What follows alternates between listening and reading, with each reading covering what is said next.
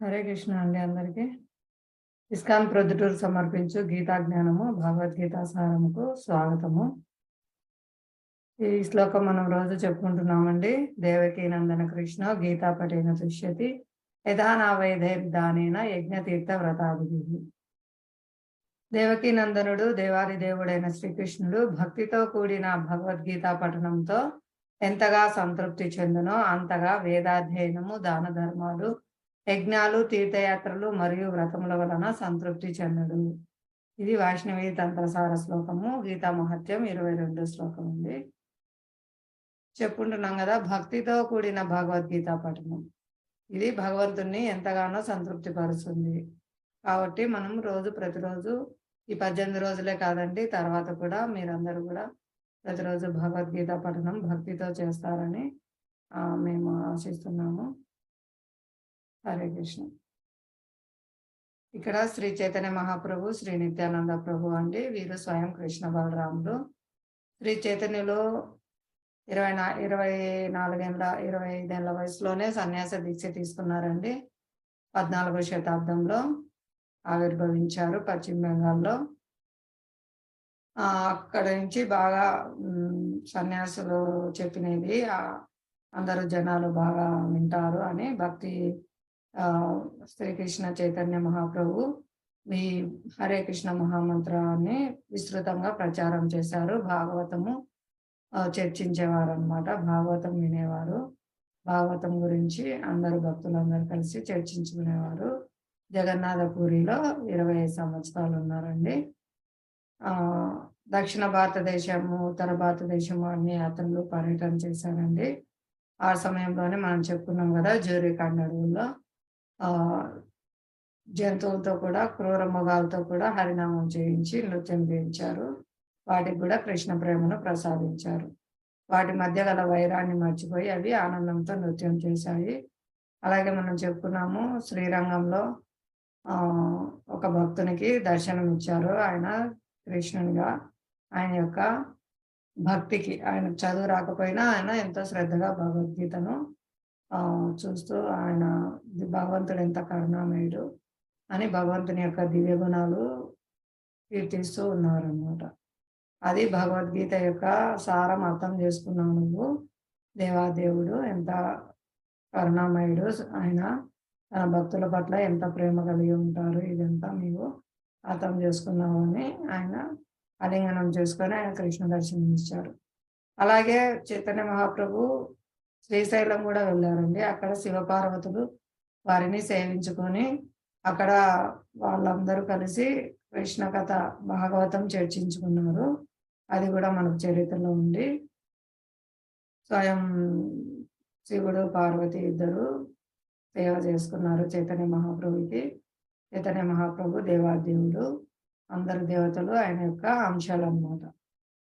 ఇంకా ఇక్కడ శ్రీకాకుళం కూడా వచ్చారండి. శ్రీకాకుళంలో కూడా చైతన్య మహాప్రభు పాద చిహ్న కూర్మ భగవాన్ని దర్శనం చేసుకున్నారు శ్రీకాకుళంలో. ఇంకా అక్కడ ఒక బ్రాహ్మణుడు నేను కూడా మీతో వస్తానని చైతన్య మహాప్రభు వెంటే వెళ్తుంటే ఆయన ఆపేసి, లేదు, ఇలా మీరు మీ సంసారం, కుటుంబాన్ని ఇలా మధ్యలో వదిలిపెట్టి రాకూడదు. మీరు ఇంటికి తిరిగి వెళ్ళండి. ఇంటి దగ్గరే మీరు హరే కృష్ణ మహామంత్రాన్ని జపిస్తూ నన్ను సేవిస్తూ ఉండండి. ఎక్కడ ఉన్న వాళ్ళు అక్కడే స్థానే స్థిత. ఏ ఆశ్రమంలో ఉన్న వాళ్ళు ఆ ఆశ్రమంలోనే ఉండి వాళ్ళ బాధ్యతలు నిర్వహిస్తూ హరే కృష్ణ మహామంత్రాన్ని కీర్తించడం ద్వారా నా దగ్గరికి వస్తారనేసి ఆ మహాప్రభు ఆయనకు చెప్పి ఇంటికి పంపిస్తారండి. ఆ లీల కూడా అక్కడ జరిగింది. తర్వాత మహాప్రభు ఉత్తర భారతదేశం కూడా వెళ్తారు. అక్కడ కాశీలో చాలా మంది మాయావాదులండి, వేలాది సంఖ్యలో మాయావాదుల్ని వాళ్ళ యొక్క నాయకుడు ప్రబోధానంద సరస్వతిని వీళ్ళందరినీ తర్కంలో ఓడించి వాళ్ళు అడుగుతారనమాట, ఏంటి మీరు సన్యాసి, మీరు వేదాధ్యయనం ఇవన్నీ చేయకుండా ఇలా భావుకతతో నృత్యం చేస్తూ ఈ హరే కృష్ణ మహామంత్రాన్ని కీర్తిస్తున్నారు అంటే, వాళ్ళతో కూర్చొని హరే కృష్ణ మహామంత్రం గొప్పతనము, సమస్త వేదాల సారం ఇదే అని తెలియజేస్తారండి. తర్కంలో అన్ని ప్రశ్నలకు, అన్ని ఈ సమాధానాలు శాస్త్రాల నుంచి తీసుకొని వచ్చి వాళ్ళని ఓడిస్తారు. వాళ్ళందరూ కూడా వైష్ణవులు అయిపోతారండి. వాళ్ళందరూ కృష్ణ భక్తి స్వీకరిస్తారు. వాళ్ళందరూ కూడా హరే కృష్ణ మహామంత్రాన్ని కీర్తిస్తారు. ఇది కూడా మనం చరిత్రలో చదువుకోవచ్చు. హరే కృష్ణ. ఈరోజు ప్రార్థన చేద్దాము.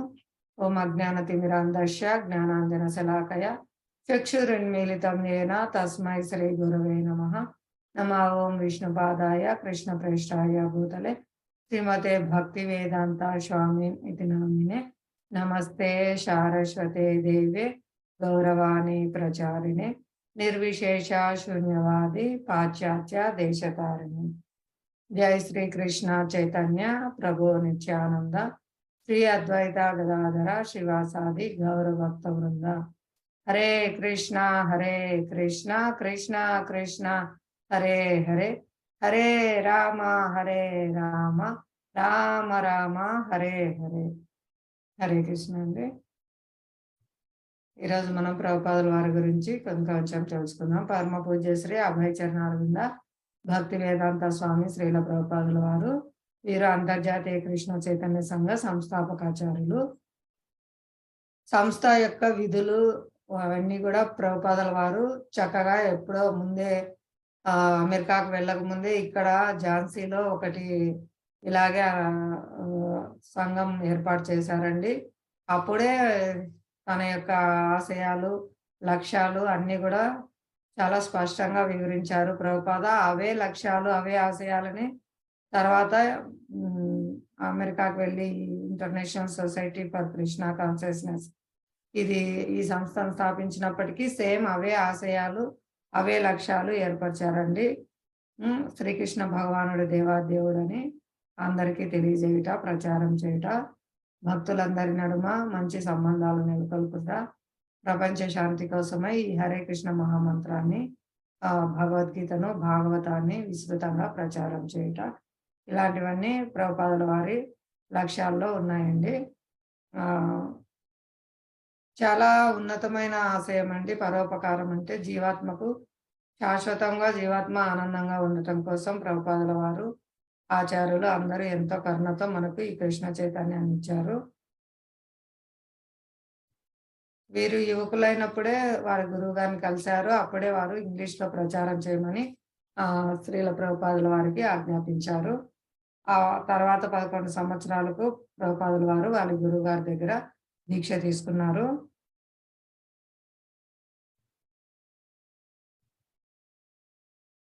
తర్వాత బ్యాక్ టు గాడ్ హెడ్ చెప్పుకున్నాం కదా, ఆంగ్ల పత్రికను స్థాపించారు. 30 కంటే ఎక్కువ భాషలలో అప్పటి ప్రభుపాద వారు ఉన్నప్పుడే బ్యాక్ టు గాడ్ హెడ్ ముద్రితమయ్యేదండి. 1947లో గౌడీ వైష్ణవ సంఘం వారు ప్రభుపాదుల వారికి భక్తి వేదాంత అనే బిరుదును ఇచ్చారండి, గౌరవించారు. ప్రభుపాదుల వారు 1950లో 54 సంవత్సరాల వయసులో సన్యాస దీక్ష తీసుకొని వైవాహిక జీవితాన్ని విడిచిపెట్టి ఎక్కువ కాలం గ్రంథాలను చదవడానికి వ్రాయడానికి వినియోగించారు. బృందావనంలో వారు శ్రీ రాధా దామోదర్ మందిరంలో అతి నిరాడంబరమైన జీవితాన్ని గడిపారు. అక్కడ శ్రీ విగ్రహాలకు పూజించడము, నైవేద్యం పెట్టడము, సేవలు చూసుకునేవారు. అదేవిధంగా ఈ ఆంగ్లంలో అనువాదం చేసేవారు అన్నమాట. 1959లో సన్యాస దీక్ష స్వీకరించారండి. తర్వాత ఇంకా పూర్తిగా శ్రీమద్ భాగవతం రచనను ట్రాన్స్లేషన్స్ ను కొనసాగించారు, వాటిని ముద్రించారన్నమాట. తర్వాత అమెరికాకు వెళ్ళడానికి విస్తృతంగా ప్రయత్నం చేశారు. 1965లో అమెరికా సంయుక్త రాష్ట్రాలకు వెళ్ళారండి. అప్పటి నుంచి వారు భారతీయ వేదాంత గ్రంథాలపై పూర్తిగా ప్రచారం చేయడము, హరే కృష్ణ మహామంత్ర ఉద్యమాన్ని ముందుకు తీసుకెళ్లడము చేశారు. అనేకమైన వేలాది మంది శిష్యులు వారిని అనుసరించారు అక్కడ అమెరికా యువతి యువకులు. ఎందువల్ల అంటే కేవలం హరే కృష్ణ మహామంత్రాన్ని కీర్తించడం వల్ల వారు పరమ పవిత్రులైపోయారు. వారు ప్రభుపాదుల వారి నుండి శ్రీమద్ భగవద్గీత భాగవతం యథాతథంగా వినడం ద్వారా వారి హృదయాల్లో విప్లవాత్మకమైన మార్పులు తీసుకొని వచ్చారు శ్రీల ప్రభుపాదుల వారు. అది కేవలం భాగవతము, హరినామ సంకీర్తనము, భగవద్గీత ఉపదేశాల వల్లనే సాధ్యమైందని, తమ గురువు గారి ఆశీర్వాదం వల్లే సాధ్యమైందని ప్రభుపాదుల వారు చెప్తూ ఉంటారు. ఇది సత్యం అన్నమాట. ఇక్కడ పరమ పూజ్య శ్రీ జయప్రతాప్ స్వామి మహారాజ్ వారు వీరు జీబీసీ సభ్యులు మరియు ఆధ్యాత్మిక గురువు. వీరు ప్రపంచవ్యాప్తంగా విస్తృతంగా ప్రచారం చేస్తున్నారు. అనేక మంది శిష్యులను కలిగి ఉన్నారండి, వేల సంఖ్యలో. ఇప్పటికే 60,000 మంది దాకా శిష్యులను దీక్ష అనుగ్రహించారు. గీతా మహాత్యం శ్లోకము ఎవరైనా చదువుతారండి? హరే కృష్ణ మాతాజీ, చదవండి. శ్రీలక్ష్మి మాతాజీ గారు చదవండి. హరే కృష్ణ మాతాజీ. గీత పాఠం చ శ్రవణం యః కరోతి దినే దినే క్రతవో వాజిమేధాద్వః కృతస్తేన స దక్షిణః. ఎవరైతే భగవద్గీతని రోజు వినటం మరియు చదవటం చేస్తారో వారికి గొప్ప త్యాగాలైనటువంటి అశ్వమేధ యాగం మరియు వాటిని ఆచరించిన ఫలితం సహజంగానే లభిస్తుంది. హరే కృష్ణ మాతాజీ. చూడండి, ఇక్కడ ఎవరైతే భగవద్గీతను రోజు వినడం మరియు చదవడం చేస్తారో వారికి, అంటే గొప్ప తపస్సులు అన్నమాట, గొప్ప తపస్సులు, యజ్ఞాలతో అటువంటి అశ్వమేధ యాగం, ఇంకా వేరే సమస్త పుణ్యకార్యాలు వాటిని ఆచరించిన ఫలితం సహజంగానే లభిస్తుందండి. ఏం చేయాలండి? భగవద్గీతను ప్రతిరోజు వినడం చదవడం చేయాలన్నమాట. దాని ద్వారా భగవంతుని సంతృప్తి పరుస్తారు, పాపకర్మలన్నీ తొలగిపోతాయి. అనేక మనకు భక్తి సుకృతి కావాలండి, భక్తి సుకృతి కూడా లభిస్తుంది భక్తి చేసుకోవడానికి. ఈరోజు మన 16వ అధ్యాయము దైవాసుర స్వభావముల గురించి తెలుసుకున్నాము. నిన్నటి క్లాస్లో మీకు గుర్తున్నవి చెప్తారా? పురుషోత్తమ యోగంలో మనం ఏమేమి తెలుసుకున్నాము? హరే కృష్ణ. ఒక్కొక్కరు ఒక్కొక్క పాయింట్ చెప్పండి మాతాజీ, నేనేం తెలుసుకున్నాము. శ్రీలక్ష్మి మాతాజీ, సుష్మా మాతాజీ, హేమలత మాతాజీ, అందరు చెప్పండి. మీకేం గుర్తుంటే అవి చెప్పండి, చాలా ఒక పాయింట్ మాతాజీ.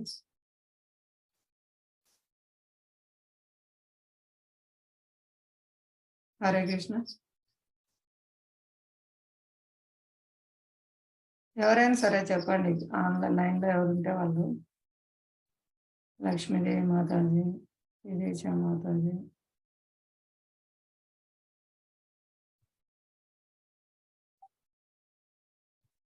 హరే కృష్ణ. పర్లేదు మాతాజీ, మీకు గుర్తుండేవి చెప్పండి, ఏమేమి విన్నారు. మనం భక్తి చేత దేవుణ్ణి చేరుకోవాలి. అది ఇంకా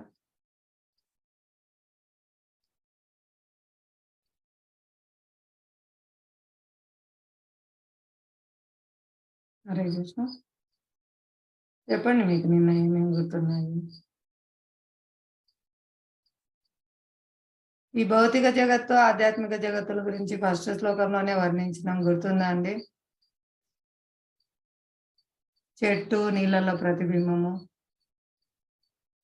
ఎందుకు అది పోల్చారు? అశ్వత్థ వృక్షము వేళ్ళు పైకి ఉంటుంది, కొమ్మలు కిందికి ఉంటాయి.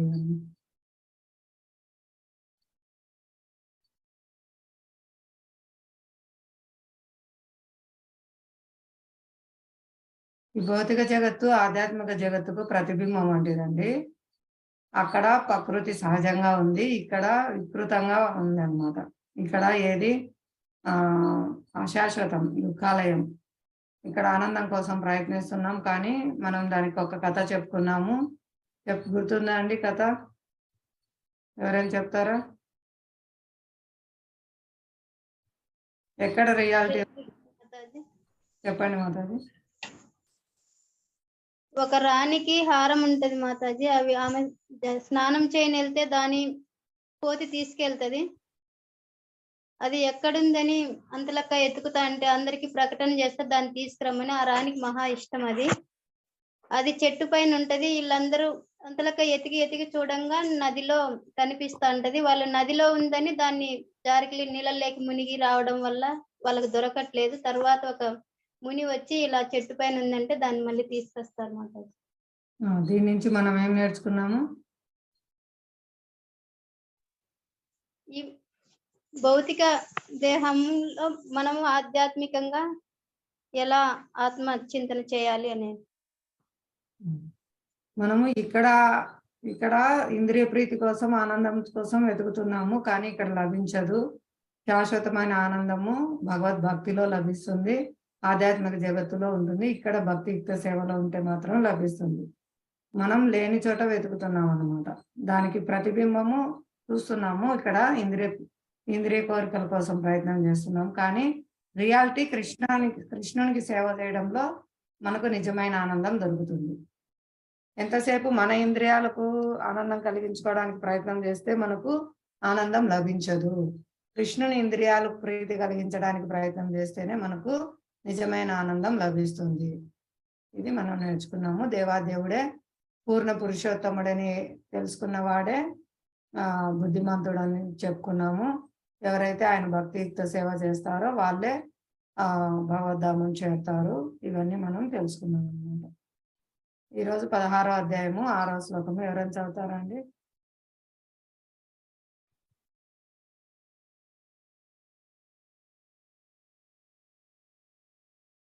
చదవండి మాతాజీ, ఎవరెవరు?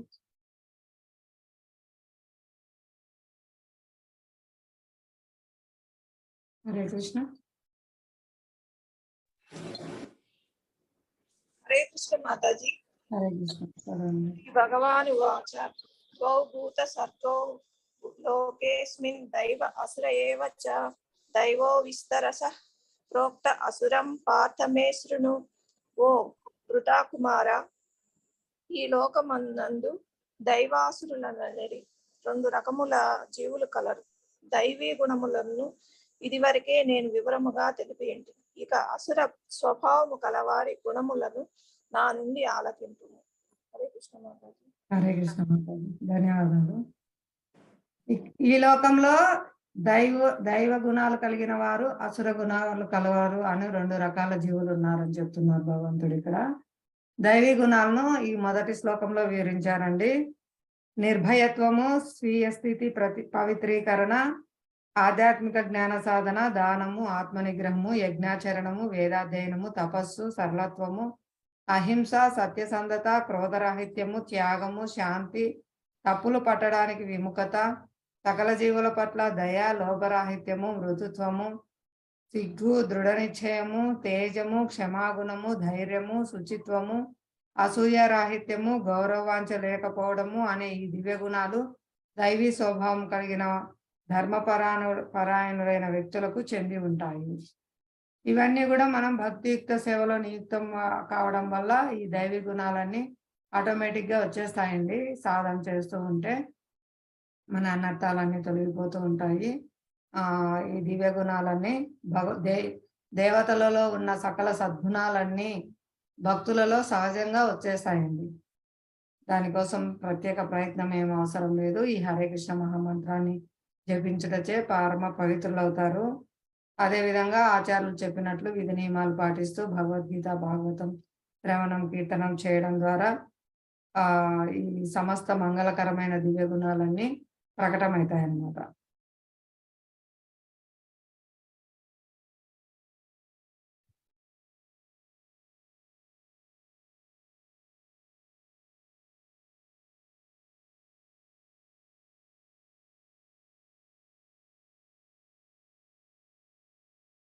ఇవి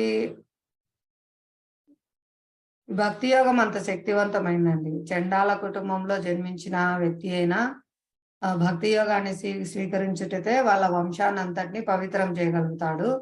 కానీ బ్రాహ్మణ వంశంలో పుట్టి కూడా వాళ్ళు ఈ ధర్మ మార్గంలో ఆచరించకపోతే వాళ్ళు తమను కూడా పవిత్రీకరించుకోలేరు అన్నమాట.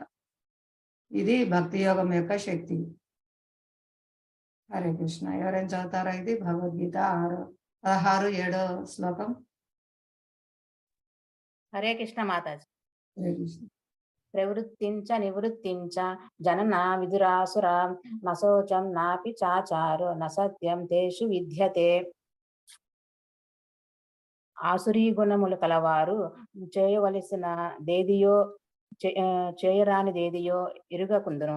ఈ శుచిత్వము గాని సదాచారము గాని సత్యము గాని వారి యందు గోచరింపదు. హరే కృష్ణ మాత. హరే కృష్ణ. ధన్యవాదాలు మాతాజీ. ఈ ఆశ్రీ గుణముల వారు చేయవలసిందేదో చేయరానిదేదియో ఎరుగకుందురు. చూడండి, వాళ్ళు పూర్తిగా తామో గుణంలో ఉన్నారు.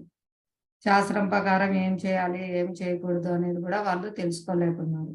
వారికి శుచిత్వం గాని సదాచారం గాని సత్యం గాని వారి యందు గోచరింపదు. ఇక్కడ మనకు పాండవులు కౌరవులు చూపించారండి. పాండవులు ధర్మాత్ములు, ధర్మం ప్రకారం నడుచుకుంటున్నారు. కౌరవులు ఆసురీ గుణం కలవారు. అప్పుడు రాజులకు క్షత్రియులకు ఎవరైనా ఇలా జూదమాడడానికి ఆహ్వానిస్తే వాళ్ళు లేదు అని చెప్పడానికి లేదండి. క్షత్రియులకు అనుమతి ఉండేది. వాళ్ళు తప్పనిసరిగా ఎవరైనా యుద్ధానికి కానీ ఇలా దేనికైనా ఆహ్వానిస్తే వాళ్ళు ఖచ్చితంగా వాళ్ళు వెళ్ళేవారు అన్నమాట. ఆ విధంగా ధర్మరాజు పాండవులు కౌరవుల ఆహ్వానం మేరకు వాళ్ళు అక్కడ ఆ జూద క్రీడలో పాల్గొనాల్సి వస్తుంది అనమాట. కానీ వాళ్ళు మోసంతో వాళ్ళు పాండవుల్ని ఓడిస్తారనమాట. ఇది ఆసురీ లక్షణాలు. శాస్త్రం ప్రకారము మనం కరెక్ట్ గా ఉండాలని లేకుండా పాపకార్యం చేస్తారనమాట.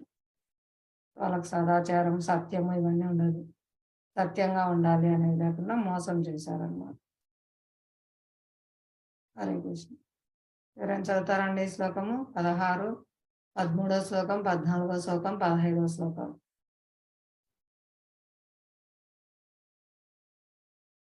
హరే కృష్ణ. చదువుతారా మాతాజీ?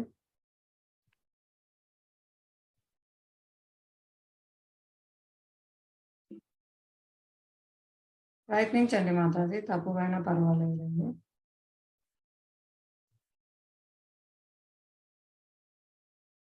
హరే కృష్ణ. హరే కృష్ణ. ఇదమచ్చ మయా లబ్ధమిమం ప్రాప్స్యే మనోరథం ఇదమస్తీదమపి మే భవిష్యతి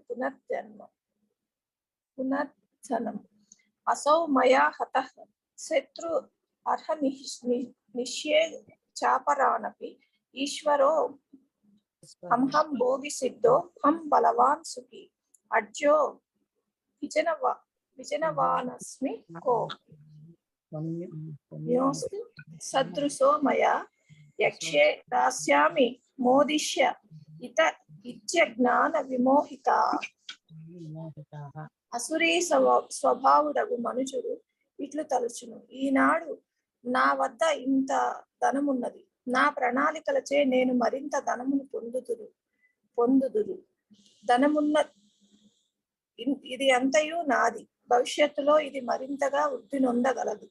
అతడు నా శత్రువు, అతన్ని నేను వధించితిని, ఇతర శత్రువులు కూడా వధింపబడుతురు. నేనే సర్వమునకు ప్రభువును, నేనే భోక్తను, పూర్ణుడను, శక్తిమంతుడను మరియు సుఖిని నేనే. భాగ్యవంతులైన బంధువులతో కూడియుండు నేనే, అత్యధిక ధనశాలిని.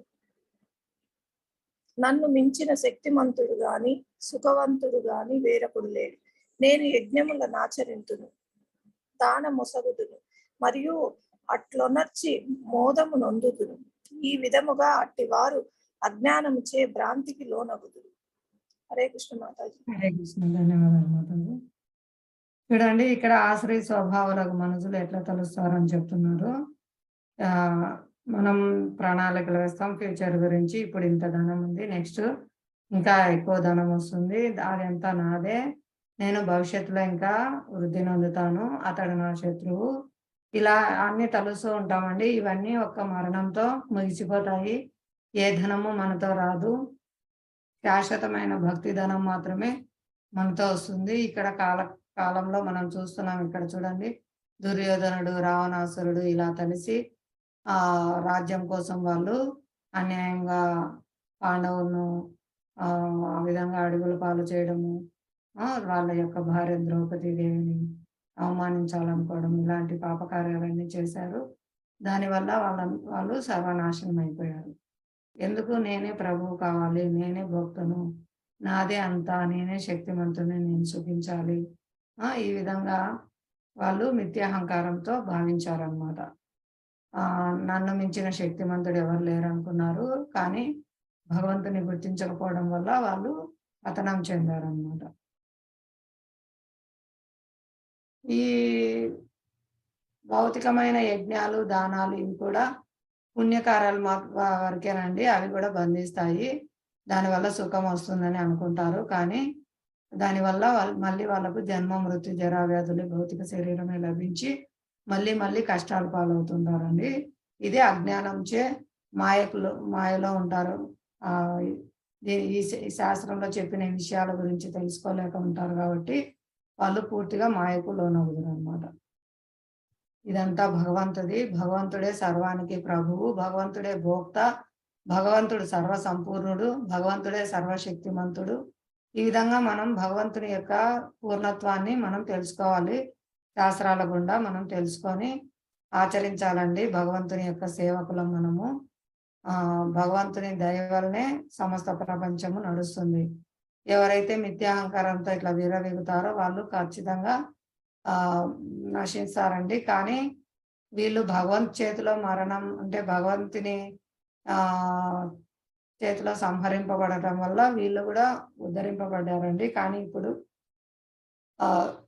స్వయం భగవాన్ హరినామ రూపంలో ఉన్నారు. నామరూపంలోనే అందరి హృదయాల్లో ఉన్న రాక్షస గుణాలను సంహరిస్తున్నారండి. కాబట్టి శ్రద్ధగా హరినామ సంకీర్తన చేయడం ద్వారా మన చుట్టూ ఉన్న ప్రదేశాలు కానీ, వ్యక్తులు కానీ అంతా సమస్తం పరమ పవిత్రం అయిపోతుందండి. అందువల్లనే అమెరికాలో ఇప్పుడు అన్ని దేశాల్లో హరే కృష్ణ మహామంత్రం జపించడం వల్ల చాలా ఘోరాతి ఘోరమైన స్థితిలో అన్ని పాపకార్యాలు చేస్తున్న వారు కూడా ఇప్పుడు ఎంతో పరమ పవిత్రమైన జీవితాన్ని గడుపుతున్నారు. వాళ్ళు ఎటువంటి పాపకార్యాలు చేయడం లేదు, కేవలం హరే కృష్ణ మహామంత్రాన్ని శ్రద్ధగా జపించడం వల్ల. చదువుతారా అండి? 16వ అధ్యాయం 19, 20 శ్లోకాలు చదవండి ఎవరైనా మాతాజీ. హరే కృష్ణ మాతాజీ. హరే కృష్ణ. తనహం ద్విషతః క్రూరాన్ సంసారేషు నరాధమాన్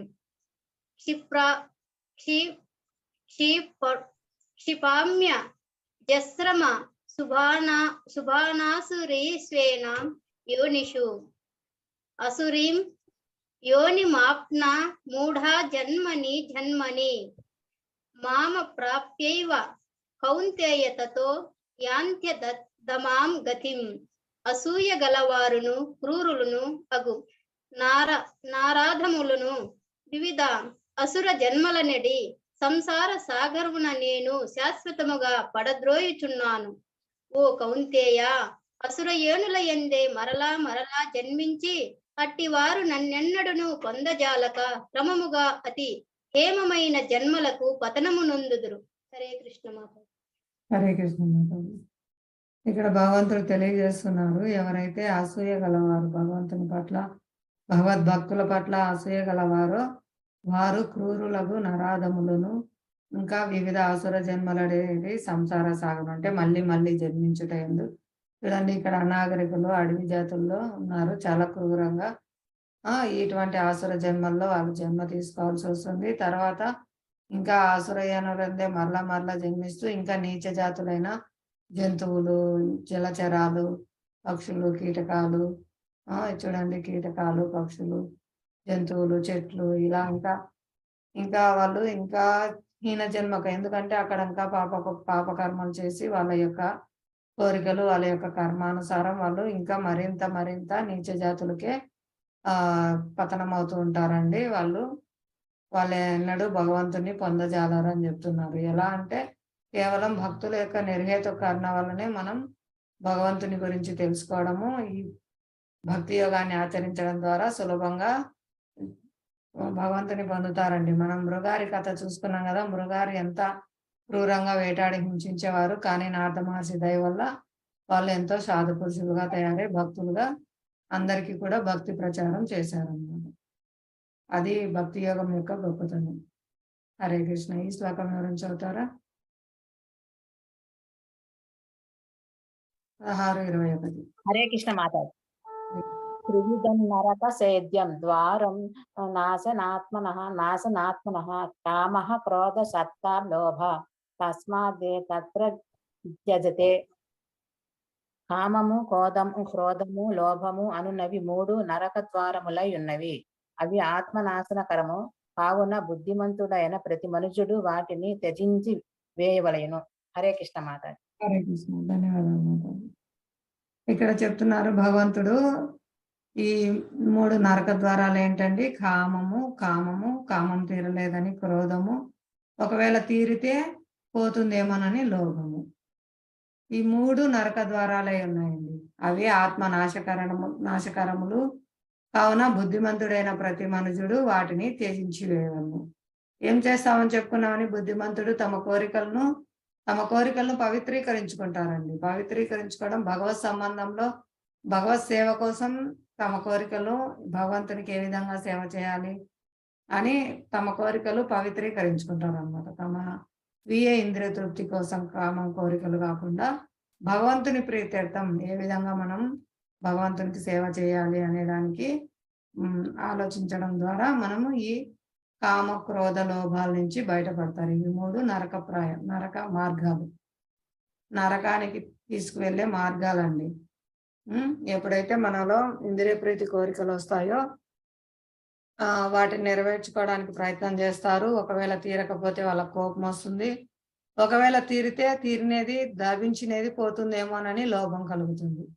ఈ 3 నరక ద్వారాలు ఉన్నాయి. అవి మన ఆత్మను నాశనం చేస్తాయి. మన ఆత్మ శాశ్వతంగా ఇక్కడే జన్మ మృత్యు జరా వ్యాధుల సంసార చక్రంలో తిరిగేట్టుగా మనల్ని బంధిస్తాయి అన్నమాట.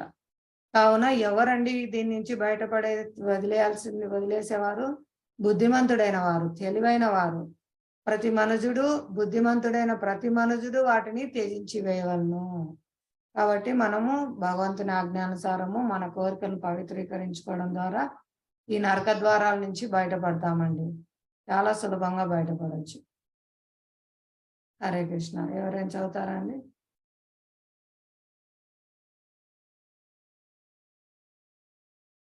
హరే కృష్ణ మాతాజీ. చదవండి ఎవరొకరు. భగవద్గీత 16వ అధ్యాయం 23వ శ్లోకం. హరే కృష్ణ మాతాజీ. హరే కృష్ణ. యః శాస్త్ర విధి ముత్సృజ్య వర్తతే కామకారతః న స సిద్ధిమవాప్నోతి న సుఖం న పరాంగతిం. శాస్త్ర విధులను త్యజించి తోచిన రీతిని వర్తించువాడు పూర్ణత్వమును గాని సుఖమును గాని పరమగతిని గాని పొందజాలడు. హరే కృష్ణ. ధన్యవాదాలు.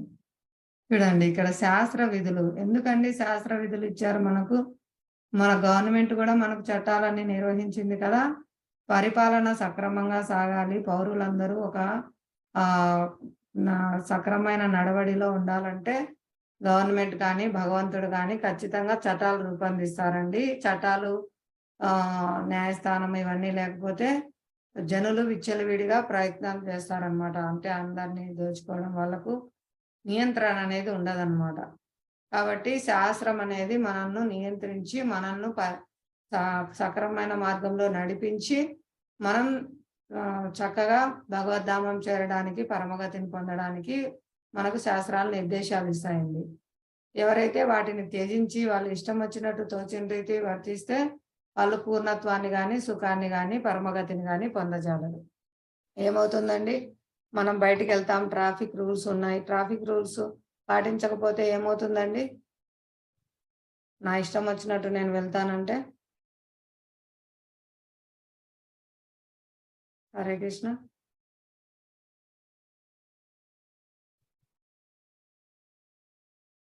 ఎవరు మీరు బయటికి వెళ్ళట్లేదా?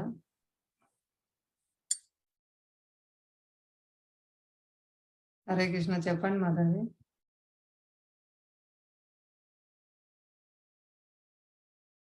ట్రాఫిక్ రూల్స్ పాటించకపోతే ఏమవుతుంది?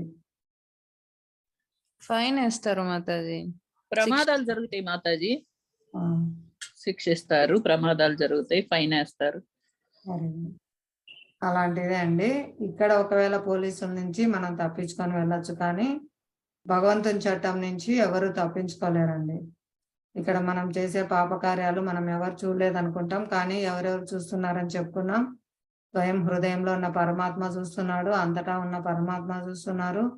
ఆయన ప్రతినిధులైనటువంటి సూర్యుడు, చంద్రుడు, గాలి, అగ్ని, భూమి, వాయువు, గాలి అన్ని చూస్తున్నాయండి. అన్ని సాక్ష్యాలుగా ఉన్నాయి. కానీ మనం ఎవరు చూడట్లేదు, నేను చేసేది నన్ను ఎవరు అరెస్ట్ చేయట్లేదు అనుకుంటున్నాం. కానీ మనకు దైవనేత్రణ కర్మన దైవనేత్రేణ మనకు నెక్స్ట్ జన్మ ఎలా నిర్ణయింపబడుతుందండి? మన కర్మలు పట్టించి దైవనేత్రేణ ఆయన భగవంతుని యొక్క ప్రతినిధులు మనల్ని ప్రతిదీ గమనిస్తూ ఉన్నారు. భగవంతుడు సాక్షిభూతుడుగా ఉన్నారు. కాబట్టి మన కర్మానుసారము మనం మళ్ళీ శిక్షలు అనుభవించడానికి మళ్ళీ మనం నరకానికి వెళ్ళి కానీ మనం పుణ్య పాప కర్మ ఫలితాలను పట్టించి ఉన్నత లోకాలు అధమ లోకాలు తిరుగుతూ మళ్ళీ నీచమైన జన్మలు ఎత్తుతూ మళ్ళీ ఇక్కడే కష్టపడాలండి. ఎవరు ఇక్కడ నన్ను పోలీసులు అరెస్ట్ చేయలేదు కదా, ఏ ప్రభుత్వ చట్టము నన్ను ఇవన్నీ తప్ప అని చెప్పలేదు కదా అనుకోవద్దు. శాస్త్రం అండి ఇక్కడ ముఖ్యం. శాస్త్రం మనకి ఏం చెప్తుంది, శాస్త్రం ప్రకారం నేను నడుచుకుంటున్నానా లేదా? శాస్త్రాన్ని విడిచిపెట్టి మనం తోచిన రీతిగా వర్తిస్తే మనం తప్పకుండా శిక్షింపబడతామండి. ఆ శిక్ష అనేది ఇప్పుడు మనకు తెలియకపోవచ్చు, కానీ మనకు పైన పర్యవేక్షణ ఉంది. భగవంతుడు సాక్షిభూతంగా ఉన్నాడు. దేవతలందరూ సాక్షిభూతులుగా ఉన్నారు. మన కర్మలకు సాక్షి, దాని ఫలితం మనం అనుభవించాలి. మన కర్మల యొక్క ఫలితం మనం తప్పకుండా అనుభవించాలి.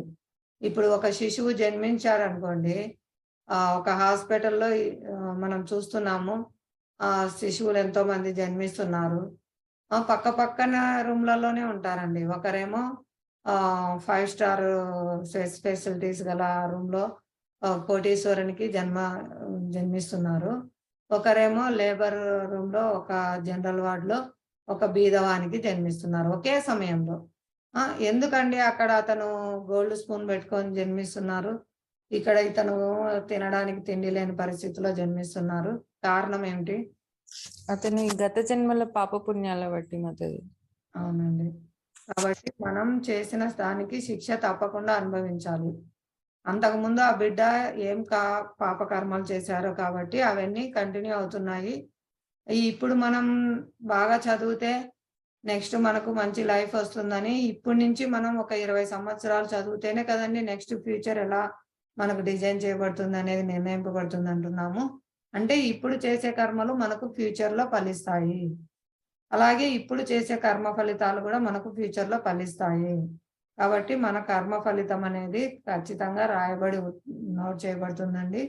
కాబట్టి మనం అకర్మ చేయాలి అని చెప్పుకున్నాము. అంటే కృష్ణ భక్తి రసభావిత కర్మ అంటే కృష్ణుని సంబంధంలో మనం ప్రతి ఒక్క కార్యం చేయడం ద్వారా పాపము పుణ్యము ఏది మనకు అంటబడదు. మళ్ళీ మనం జన్మ మృత్యు చక్రంలో తిరగకుండా శాశ్వతంగా భగవద్ధామంలో భగవంతుని పొంది ఆనందంగా ఉంటామండి. ఇది తప్పకుండా మనం తెలుసుకోవాల్సింది. అంటే తెలుసుకున్నా తెలుసుకోకపోయినా ఇది జరుగుతుందండి.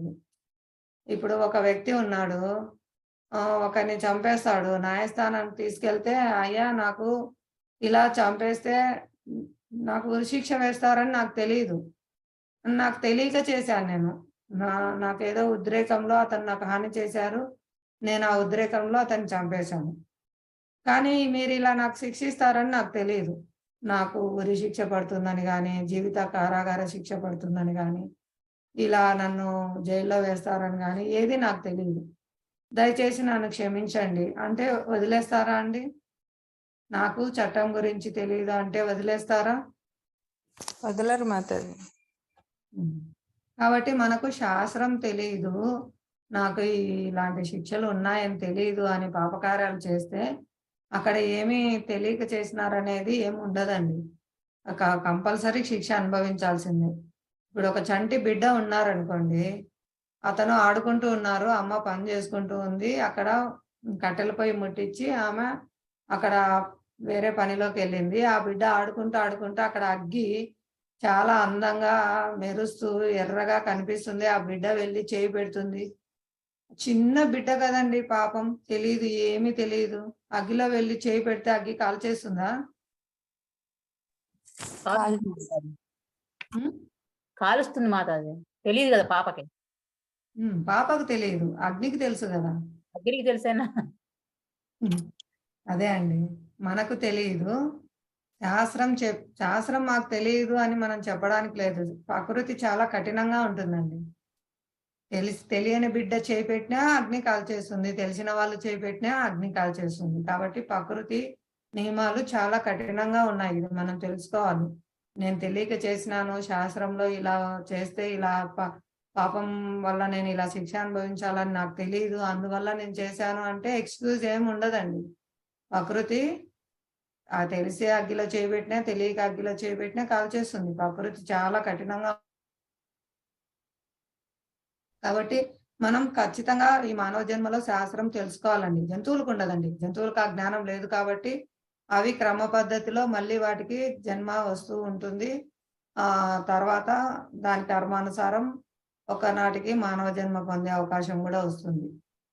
ఈ 84 లక్షల జీవరాశుల్లో మారుతూ మారుతూ మారుతూ కానీ మనిషికి ఉందండి, మనిషికి దివ్యమైన జ్ఞానం ఇచ్చారు. కాబట్టి ఖచ్చితంగా శాస్త్రం గురించి తెలుసుకోవాలి. మాకు తెలియదని అంటే ఇప్పుడు ఇంతకు ముందు నాకు కూడా తెలియదండి, కేవలం భక్తుల దయ వల్ల.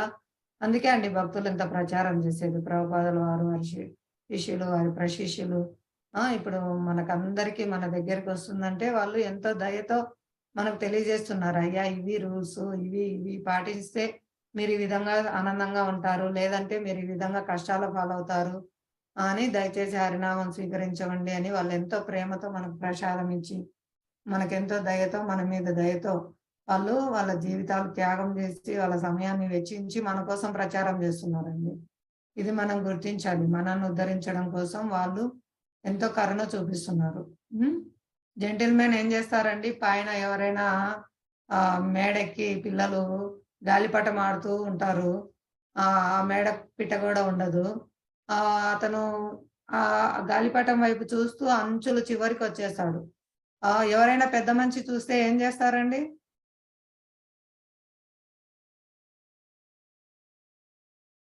చెప్పండి, ఏం చేస్తారు? కాపాడతారు. వెంటనే కేకేస్తారు, అరుస్తారు, అతన్ని హెచ్చరిస్తారు.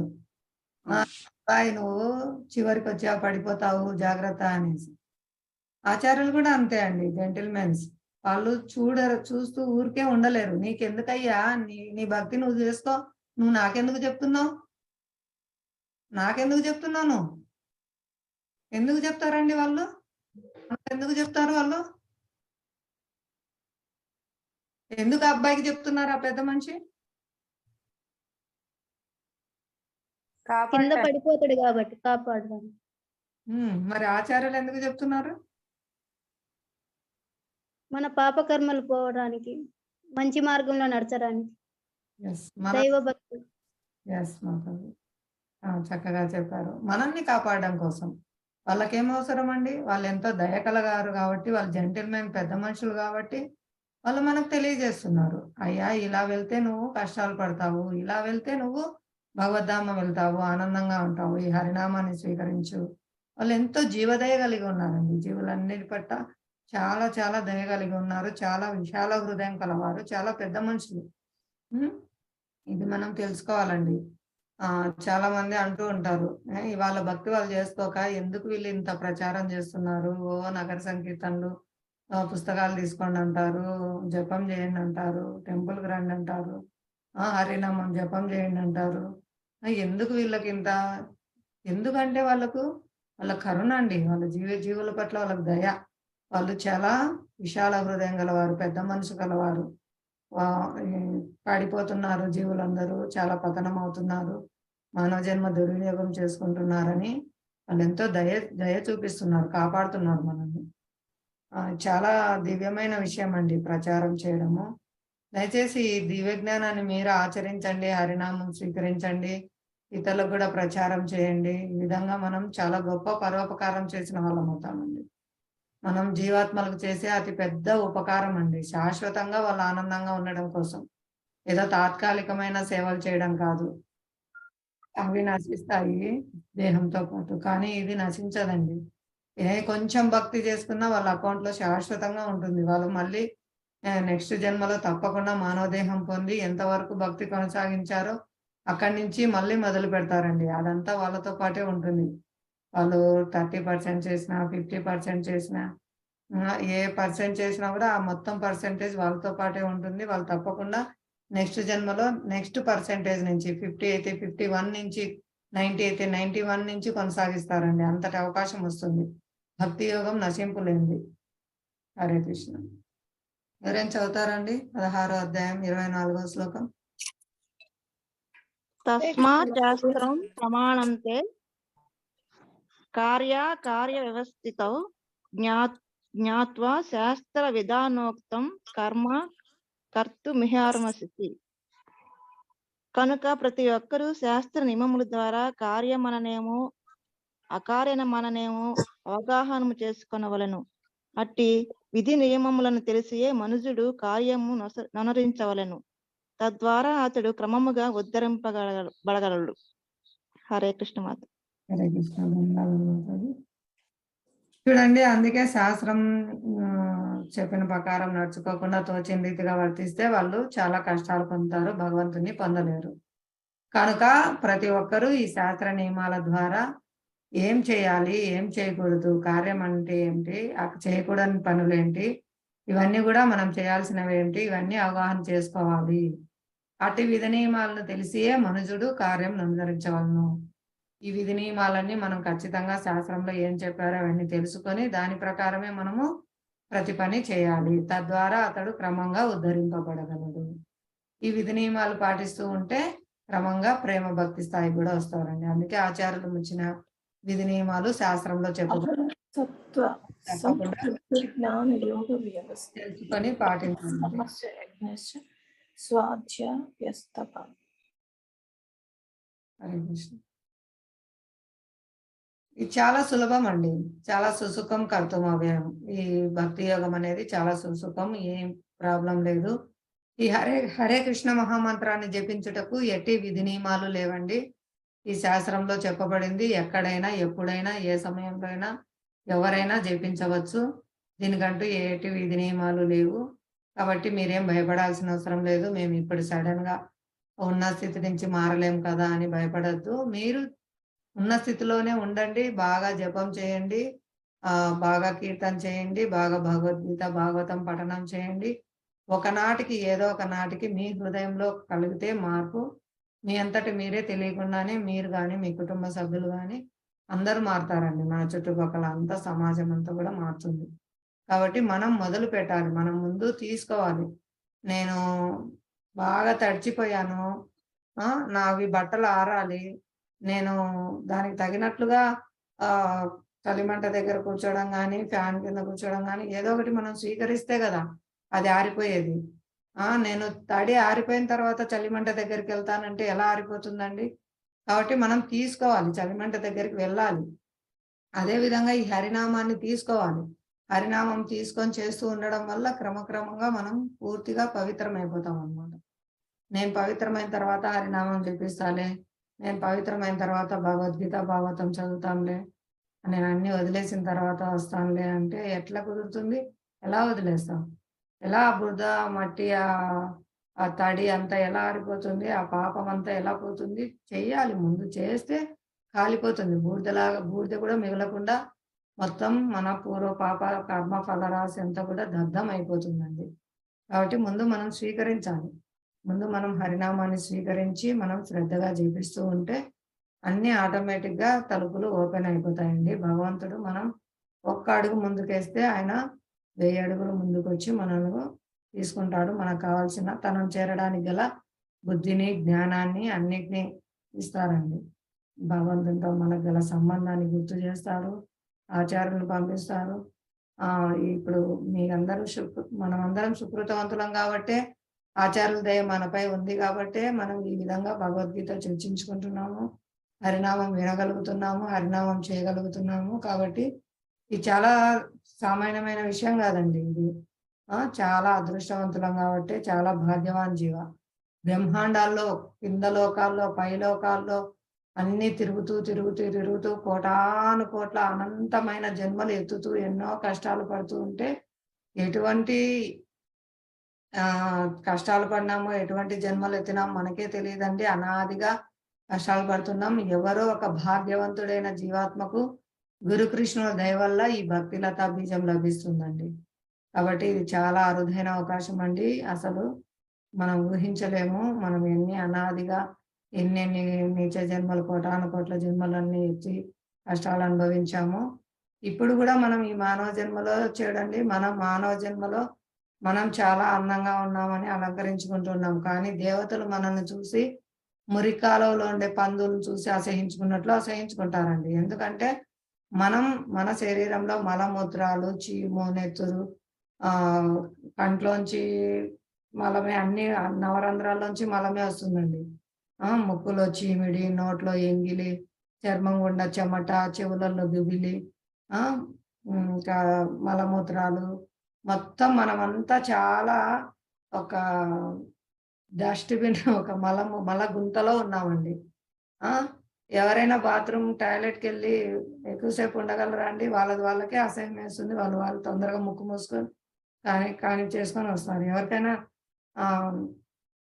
ఇదే ఈ ఇబ్బందికర పరిస్థితే కదండి. మనం ఇబ్బందికర పరిస్థితిలో ఉన్నామా? ఆనందకరమైన పరిస్థితిలో ఉన్నామా? ఇబ్బందికర పరిస్థితిలో ఉన్నాం మాతాజీ. మనము మురికాలంలో ఉండే పందిని చూసి, అరే ఆ మురికాలంలో ఎలా దొల్లుతుందో, అది ఎలా మలం తింటుందో, అయ్యో చీ ఘోరంగా ఉంది అని దాన్ని చూసి మనం అసహించుకొని పరిగెడతాం.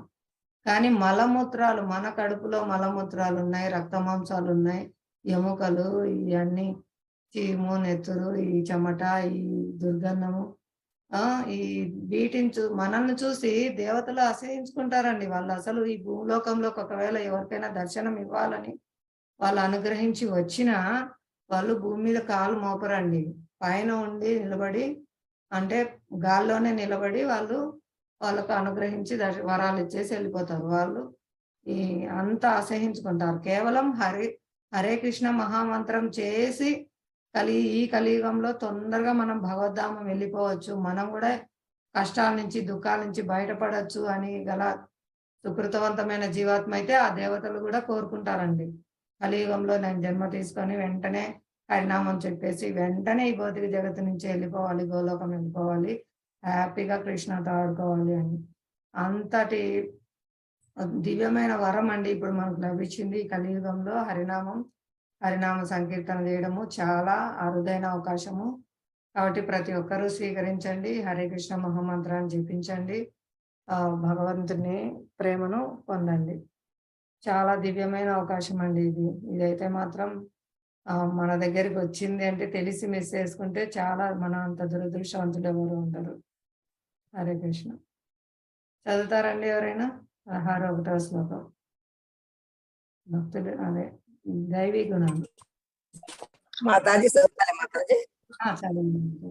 అభయం సత్వ సంసిద్ధిర్ శ్రీ భగవానువాచ అభయం సత్వ సంసిద్ధిర్ జ్ఞానయోగ వ్యవస్థితి దానం దమట్ట యజ్ఞచ్చ సాధ్యాయ సపార్జివం అహింసా సత్యమక్రోధస్థా శాంతిరుపైసునం దయా భూతో శిలోలుప్తం మార్గవం హ్రీరచాపలం తేజా క్షమా ధృతి శౌచం మద్రోహి నాతి మానిత భవంతి సంప్రదం దైవీమభిజాతస్య భారత.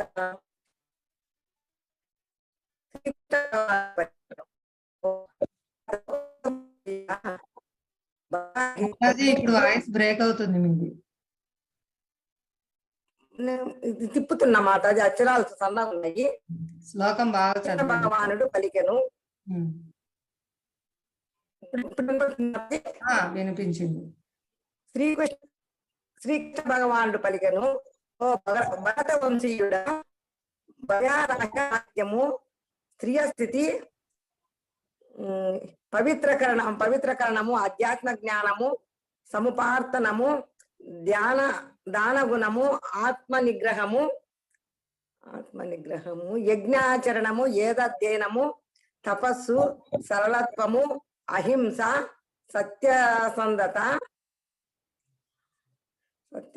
క్రోధరహిత్యము, త్యాగము, శాంతి, ఇతరుల దోషములు నిన్నకుండు ఉండుట జీవులందరి ఎడ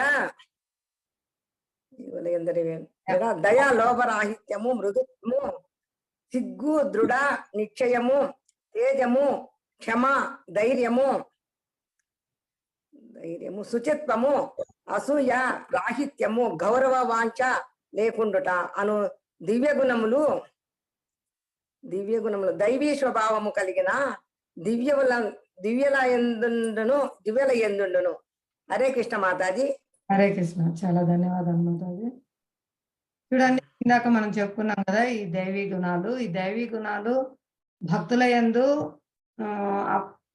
వాళ్ళకి తెలియకుండానే ఈ దివ్య గుణాలు దైవీ గుణాలన్నీ ప్రకటన అవుతాయండి. అంటే మనం ఈ భక్తి మార్గంలోకి ప్రవేశించి ఎప్పుడైతే మనం హరే కృష్ణ మహామంత్రాన్ని జపిస్తూ భగవద్గీత భాగవతము శ్రవణం చేస్తూ ఈ శ్రవణ కీర్తన మార్గంలో మనం పయనిస్తూ ఉంటాము. ప్రతిరోజు క్రమం తప్పకుండా హరే కృష్ణ మహామంత్రాన్ని జపిస్తూ భాగవతాన్ని శ్రీమద్ భగవద్గీతను శ్రవణం చేస్తూ ఆచార్యులు చెప్పిన విధంగా నడుచుకుంటూ ఉంటామో వాళ్ళలో ఈ దైవీ గుణాలన్నీ ప్రకటమవుతాయండి. దేవతల యందు కనిపించే లక్షణాలన్నీ భక్తుల యందు ప్రకటమవుతాయి. అది అప్రయత్నంగానే వాళ్ళ అనర్థాలన్నీ తొలగిపోతాయి. సమస్త సద్గుణాలు దైవీ గుణాలన్నీ అప్రయత్నంగానే భక్తుల యందు ప్రకటమవుతాయి. ఇది సత్యం అండి. ఇది జరిగినదే. ఇది ప్రతి ఒక్కరూ అనుభవిస్తున్నారు. ఇస్కాన్లో భక్తులు ముందు జీవితం ఎలా ఉన్నారు, ఇప్పుడు ఎలా ఉన్నారని ప్రతి ఒక్కరు కూడా ఎక్స్పీరియన్స్ పొందుతారండి. మనం ఈ మార్గాన్ని స్వీకరించాలి. ఈ మార్గాన్ని ఎప్పుడైతే స్వీకరించి మొదలు పెడతామో మొదలు పెట్టిన నాటి నుంచే మనం ఫలితాన్ని చూస్తామండి. హరే కృష్ణ మహామంత్రాన్ని శ్రద్ధగా జపించడము, శ్రీమద్ భాగవతం భగవద్గీత ఆచార్యుల ద్వారా వినడము, కీర్తించడము, ఆ విధంగా మనము ఈ దివ్యమైన మార్గంలో మొదలు పెట్టినప్పటి నుంచి కూడా మనము దీని యొక్క ఫలితం మనకు అర్థమవుతుందండి. తప్పనిసరిగా మీరందరూ కూడా ఆచరించండి. మీరు కూడా ఫలితాన్ని పొందుతారు. హరే కృష్ణ. ఎవరైనా చదువుతారండి 16వ అధ్యాయం 5వ శ్లోకం. హరే కృష్ణ మాతాజీ. హరే కృష్ణ. దైవీ సంపద మోక్షాయ నిబంధాయ సూరి మాత మా శుచః సంపద దైవీం అభిజాతోపి పాండవ.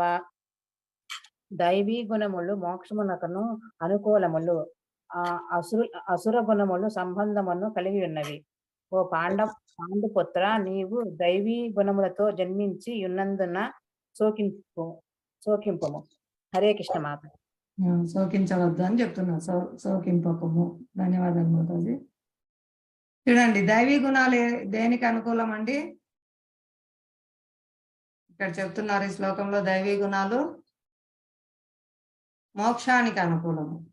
మోక్షం అంటే ఈ కష్టాల నుంచి బయటపడము. ఇక్కడ ఉండగానే జీవన్ముక్తులు అవుతారండి. అందుకే భక్తులు జీవించి ఉండగానే వాళ్ళని ఎటువంటి కష్టాలు వాళ్ళని తాకవు. వాళ్ళు మోక్షం జీవన్ముక్తులు అవుతారు. ఈ ఆసుర గుణములు బంధాలను కలిగించుచున్నది. ఎక్కడండి ఇవన్నీ? దేవి గుణాలు ఆసుర గుణాలు ఎక్కడున్నాయి? మనలోనే ఉన్నాయి. మనం ఎప్పుడైతే తమో గుణాన్ని దాటి రజోగుణం దాటి సత్వగుణం దాటి విశుద్ధ సత్వగుణంకి వస్తావో సమస్త దైవీ గుణాలు ప్రకటమవుతాయండి. మనం ఈ యొక్క నియమాలు అంటే ఈ హరే కృష్ణ మహామంత్రాన్ని జపించడము, ఉదయాన్నే లేచి స్నానం చేసి ఇవన్నీ శుభ్రంగా మనం ఏవైతే ఆచారాలు చెప్పారో వీటన్నిటిని మనం పాటించడం ద్వారా సమస్త దైవీ గుణాలు అంటే సత్వగుణ స్థితి నుంచి విశుద్ధ సత్వగుణ స్థితికి మనం మారుతామండి. తప్పకుండా ఇది ప్రతి ఒక్కరికి అనుభవము. వాళ్ళంతటా వాళ్ళే ఇప్పుడు ఎందుకు ముందు ఇప్పుడు అమెరికాలో యువకులు ముందు జీవితం ఎలా ఉండి తర్వాత వాళ్ళు ప్రభుపాదుల వారి దయ వల్ల హరినామం స్వీకరించి వాళ్ళు భగవద్గీత భాగవతం వినడం ద్వారా వారు ఎంత పవిత్రమైన జీవన విధానాన్ని అనుసరించి ఆనందంగా ఉన్నారు. ఇవన్నీ మనం చూస్తున్నామండి. కాబట్టి ఆసుర గుణాలు బంధాన్ని కలిగిస్తాయి, దైవీ గుణాలు మోక్షానికి అనుకూలము. ఇక్కడ ఓ పాండుపుత్ర, ఇక్కడ అర్జున్ని పాండుపుత్ర అని సంబోధిస్తున్నారు. నీవు దైవీ గుణములతో జన్మించి ఉన్నందున శోకింపుకుము. నువ్వేం బాధపడద్దు, నీకు భక్తుడి కాబట్టి సమస్త దైవీ గుణాలు ఉన్నాయి. కాబట్టి నీవు దేని గురించి కూడా బాధపడాల్సిన అవసరం లేదని చెప్తున్నారు. ఇక్కడ తెలుసుకోవాలండి, మనలోనే ఆసుర గుణాలు ఉన్నాయి, దేవీ గుణాలు ఉన్నాయి. మనం వాటిని ఎలా ఉపయోగిస్తున్నాము, మన మనస్సుకు శిక్షణ ఇస్తే మిత్రుడు అవుతుంది, శిక్షణ ఇవ్వకపోతే శత్రువు అవుతుందండి. ఇది మనం తెలుసుకోవాలి.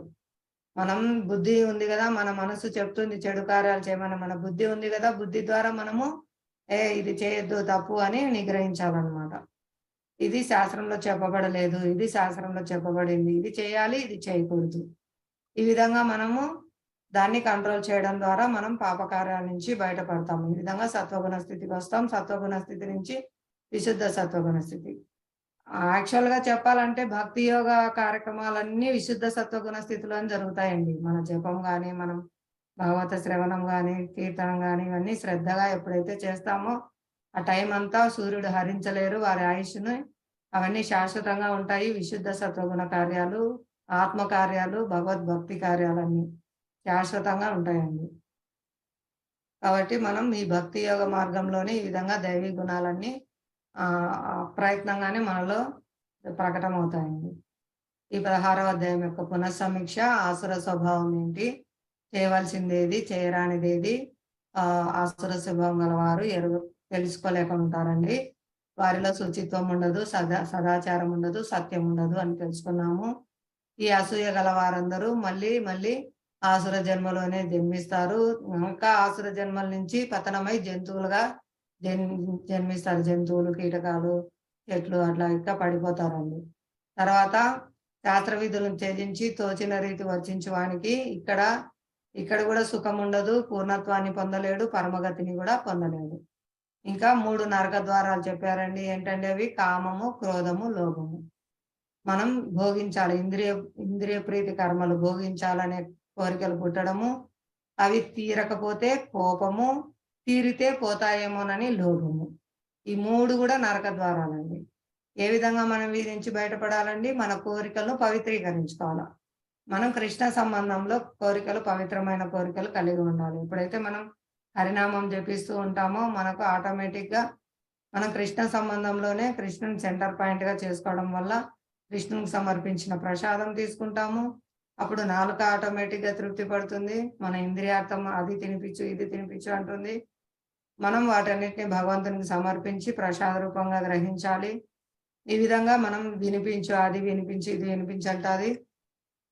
ఎన్ని రకాలైన పాటలు విన్నామండి ఇప్పటి వరకు. మనం ఎన్ని రకాలైన సినిమాలు చూసాము. ఎంతమంది కొత్త హీరో హీరోయిన్లు వస్తూనే ఉన్నారు. ఎక్కడన్నా తృప్తి వచ్చిందా అండి? ఎందుకు ఇంకా కొత్త కొత్తవి వస్తూనే ఉన్నాయి? ఒకే సినిమా పాట ఎన్ని రోజులో రోజంతా వింటూ ఉంటే వినగలుగుతారా అండి? ఒకే డైలాగ్ పదే పదే నవ్వగలుగుతారా అండి? టేస్ట్ పొందుతారా? పదే పదే పదే అదే అదే అదే వింటే సంవత్సరాల తరబడి వినగలుగుతారా?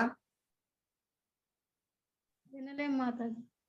ఎందుకంటే అది భౌతికమైనది. అవి మనకు ఆనందాన్ని ఇవ్వవు.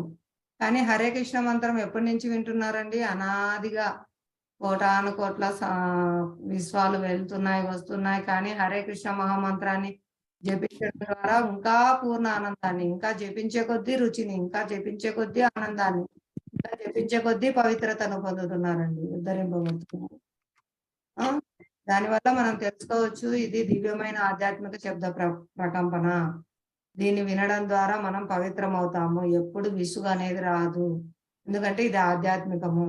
అదే భౌతికమైన పాటలు, భౌతికమైన డైలాగులు మనం వినలేము. కానీ ఒకదాంతో తృప్తి కూడా చెందలేరు. వాళ్ళు ఎన్నో మారుస్తున్నారు. ఎన్నెన్నో కొత్త కొత్త కథలు, కొత్త కొత్త స్క్రిప్ట్లు, కొత్త కొత్త డైరెక్టర్లు, కొత్త కొత్త నటీనటులు, కొత్త కొత్త పాటలు పిచ్చి పిచ్చిగా వస్తూనే ఉన్నాయి. కానీ ఎందులో తృప్తి లేదు. కాబట్టి ఇంకో దాంట్లో ఏమన్నా ఆనందం ఉందేమో, ఇంకా దీంట్లో ఆనందం ఏముందేమో ఎక్కడెక్కడో వెతుకుతున్నారు. ఎక్కడా లేదండి. మనం ఎప్పుడైతే భగవత్ సేవలో నియుక్తమవుతామో, భగవత్ లీలలు వింటామో, భగవత్ కథ శ్రవణం చేసి భగవత్ కథ అందరికీ చెప్తామో అప్పుడు తృప్తి లభిస్తుందండి. అప్పుడు నిజమైన ఆనందం పొందుతాం. కాబట్టి ఈ హరే కృష్ణ మహామంత్రాన్ని స్వీకరించదాము. అందరము ఆనందంగా ఉందాము.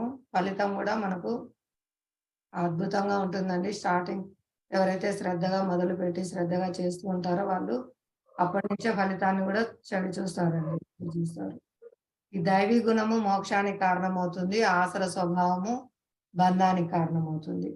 ఎందుకంటే ఇంకా నీచ జన్మలకి మనం తోసేస్తుంది అనమాట. ఈ ఆసుర స్వభావం బంధిస్తుంది, మళ్ళీ మళ్ళీ జన్మ మృత్యు జరావ్యాధుల చక్రంలో తిరుగుతూ కష్టాలు అనుభవిస్తాం. కాబట్టి మనం తెలుసుకోవాలి, ఎన్నిక చేసుకోవాలి. కార్యం అంటే ఏంటి, ఏం చేయాలి, అకార్యం అంటే ఏంటి, చేయకూడని పనులు ఏంటి, మనం ఖచ్చితంగా అవగాహన చేసుకోవాలి. ఈ శాస్త్ర నియమాలు మన ఉన్నతి కోసమే ఉన్నాయి. శాస్త్ర నియమాలు ఎందుకు ఉన్నాయండి? మనల్ని ఉన్నతి మార్గంలో నడిపించడానికే ఉన్నాయన్నమాట. కాబట్టి ప్రతి ఒక్కరూ శాస్త్రంలో ఏం చేయాలని చెప్పబడింది, ఏం చేయకూడదని చెప్పబడింది, ప్రతి ఒక్కరూ తెలుసుకొని దాని ప్రకారం వర్తించాలండి. లేకపోతే ఖచ్చితంగా శిక్ష అనుభవిస్తాము. ఇక్కడ పొల్యూషన్ నుంచి తప్పించుకోవచ్చు. ప్రకృతి ఎంత కఠినమైంది చెప్పుకున్నాం కదండి. చంటి బిడ్డ అగ్ని అని కాలుస్తుందని తెలిసినా తెలియకపోయినా అగ్ని చేయి పెట్టేసగానే కాల్చేస్తుంది, దహించుకోవచ్చు. అదే అండి. కాబట్టి ఈ ప్రకృతి చాలా నియమాలు కఠినంగా ఉంటాయి. మాకు తెలియక చేసినాము ఇవన్నీ ఎక్స్క్యూజ్ ఏమి ఉండవండి. ఖచ్చితంగా శిక్ష అనుభవించాల్సిందే. కాబట్టి మనం తప్పకుండా శాస్త్రాన్ని అనుసరించాలి. ఈ దైవీ ఆసుర గుణాలండి, ఇది చూడండి, సత్యయుగంలో దేవతలు దానవులు సపరేట్ గా ఉన్నారు. దేవతలకు ఒక రాజ్యంలో, దానవులు ఒక రాజ్యంలో, ఈ కింద లోకాలన్నీ నరక లోకాలు, పై లోకాలన్నీ ఊర్ధ్వలోకాలన్నీ ఉన్నత లోకాలు చెప్పు. చూడండి ఇక్కడ విడివిడిగా ఉన్నారండి. ఇక్కడ క్షీరసాగరాన్ని మదించేటప్పుడు ఇక్కడ దానవులు దేవతలు అందరూ ఉన్నారండి. అంటే సపరేట్ గా వీళ్ళు దానవులు అని తెలుస్తుంది, వీళ్ళు దేవతలు అని తెలుస్తుంది. వాళ్ళ గుణాలు ప్రకటించేవారు. దొంగచాటుగా ఇలాంటివి ఏం చేసేవారు కాదు. వాళ్ళు డైరెక్ట్ గా అంటే మేము రాక్షసులము అని వాళ్ళు ప్రకటించుకునేవారు. ముసుగు ఉండదు అనమాట. అంటే లోపల క్రూరత్వం పెట్టుకొని బయటికి మేకతోలు కప్పుకున్నట్లు ఉండదు అనమాట. వాళ్ళు బయటికి ప్రకటించేవాళ్ళు, మేము రాక్షసులం అంటే రాక్షసులుగానే ఉండేవారు. వాళ్ళు దేవతా గుణాలు ఉంటే దేవతా గుణాలే. వాళ్ళు సపరేట్ గా ఒక వేరే లోకాల్లో ఉండేవారు. త్రేతాయుగం నుండి ఏమైపోయిందండి, ఈ దైవ మరియు అసుర గుణాలన్నీ ఇక్కడే ఒక లోకంలోనే వివిధ నగరాలందు ఉండేది. ఎవరండి? ఇక్కడ రావణాసురుడు, ఇక్కడ శ్రీరామచంద్రుడు. అందరూ ఒకే ప్లానెట్ లో, ఒక భూమి మీదే ఉన్నారండి. అక్కడ వాళ్ళు లంకా నగరంలో ఉన్నారు, ఇక్కడ వీళ్ళు అయోధ్య నగరంలో ఉన్నారు. కానీ ఇక్కడ ఈయన రాక్షసుడు, ఇక్కడ భగవంతుడు దైవీ గుణాలన్నీ ప్రకటన చేశారు.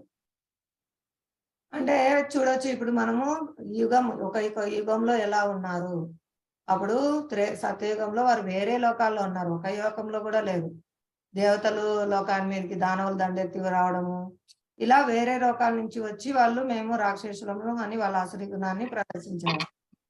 కానీ త్రేతాయుగంలో ఏమైందండి, ఒక్కొక్క నగరంలో, లంకా నగరంలో ఈ రాక్షసులు, అయోధ్య నగరంలో భగవంతుడు ఇలా ఉన్నారండి. తర్వాత ద్వాపర యుగం ఏమైపోయిందండి, ఒకే కుటుంబంలోకి వచ్చేసారండి.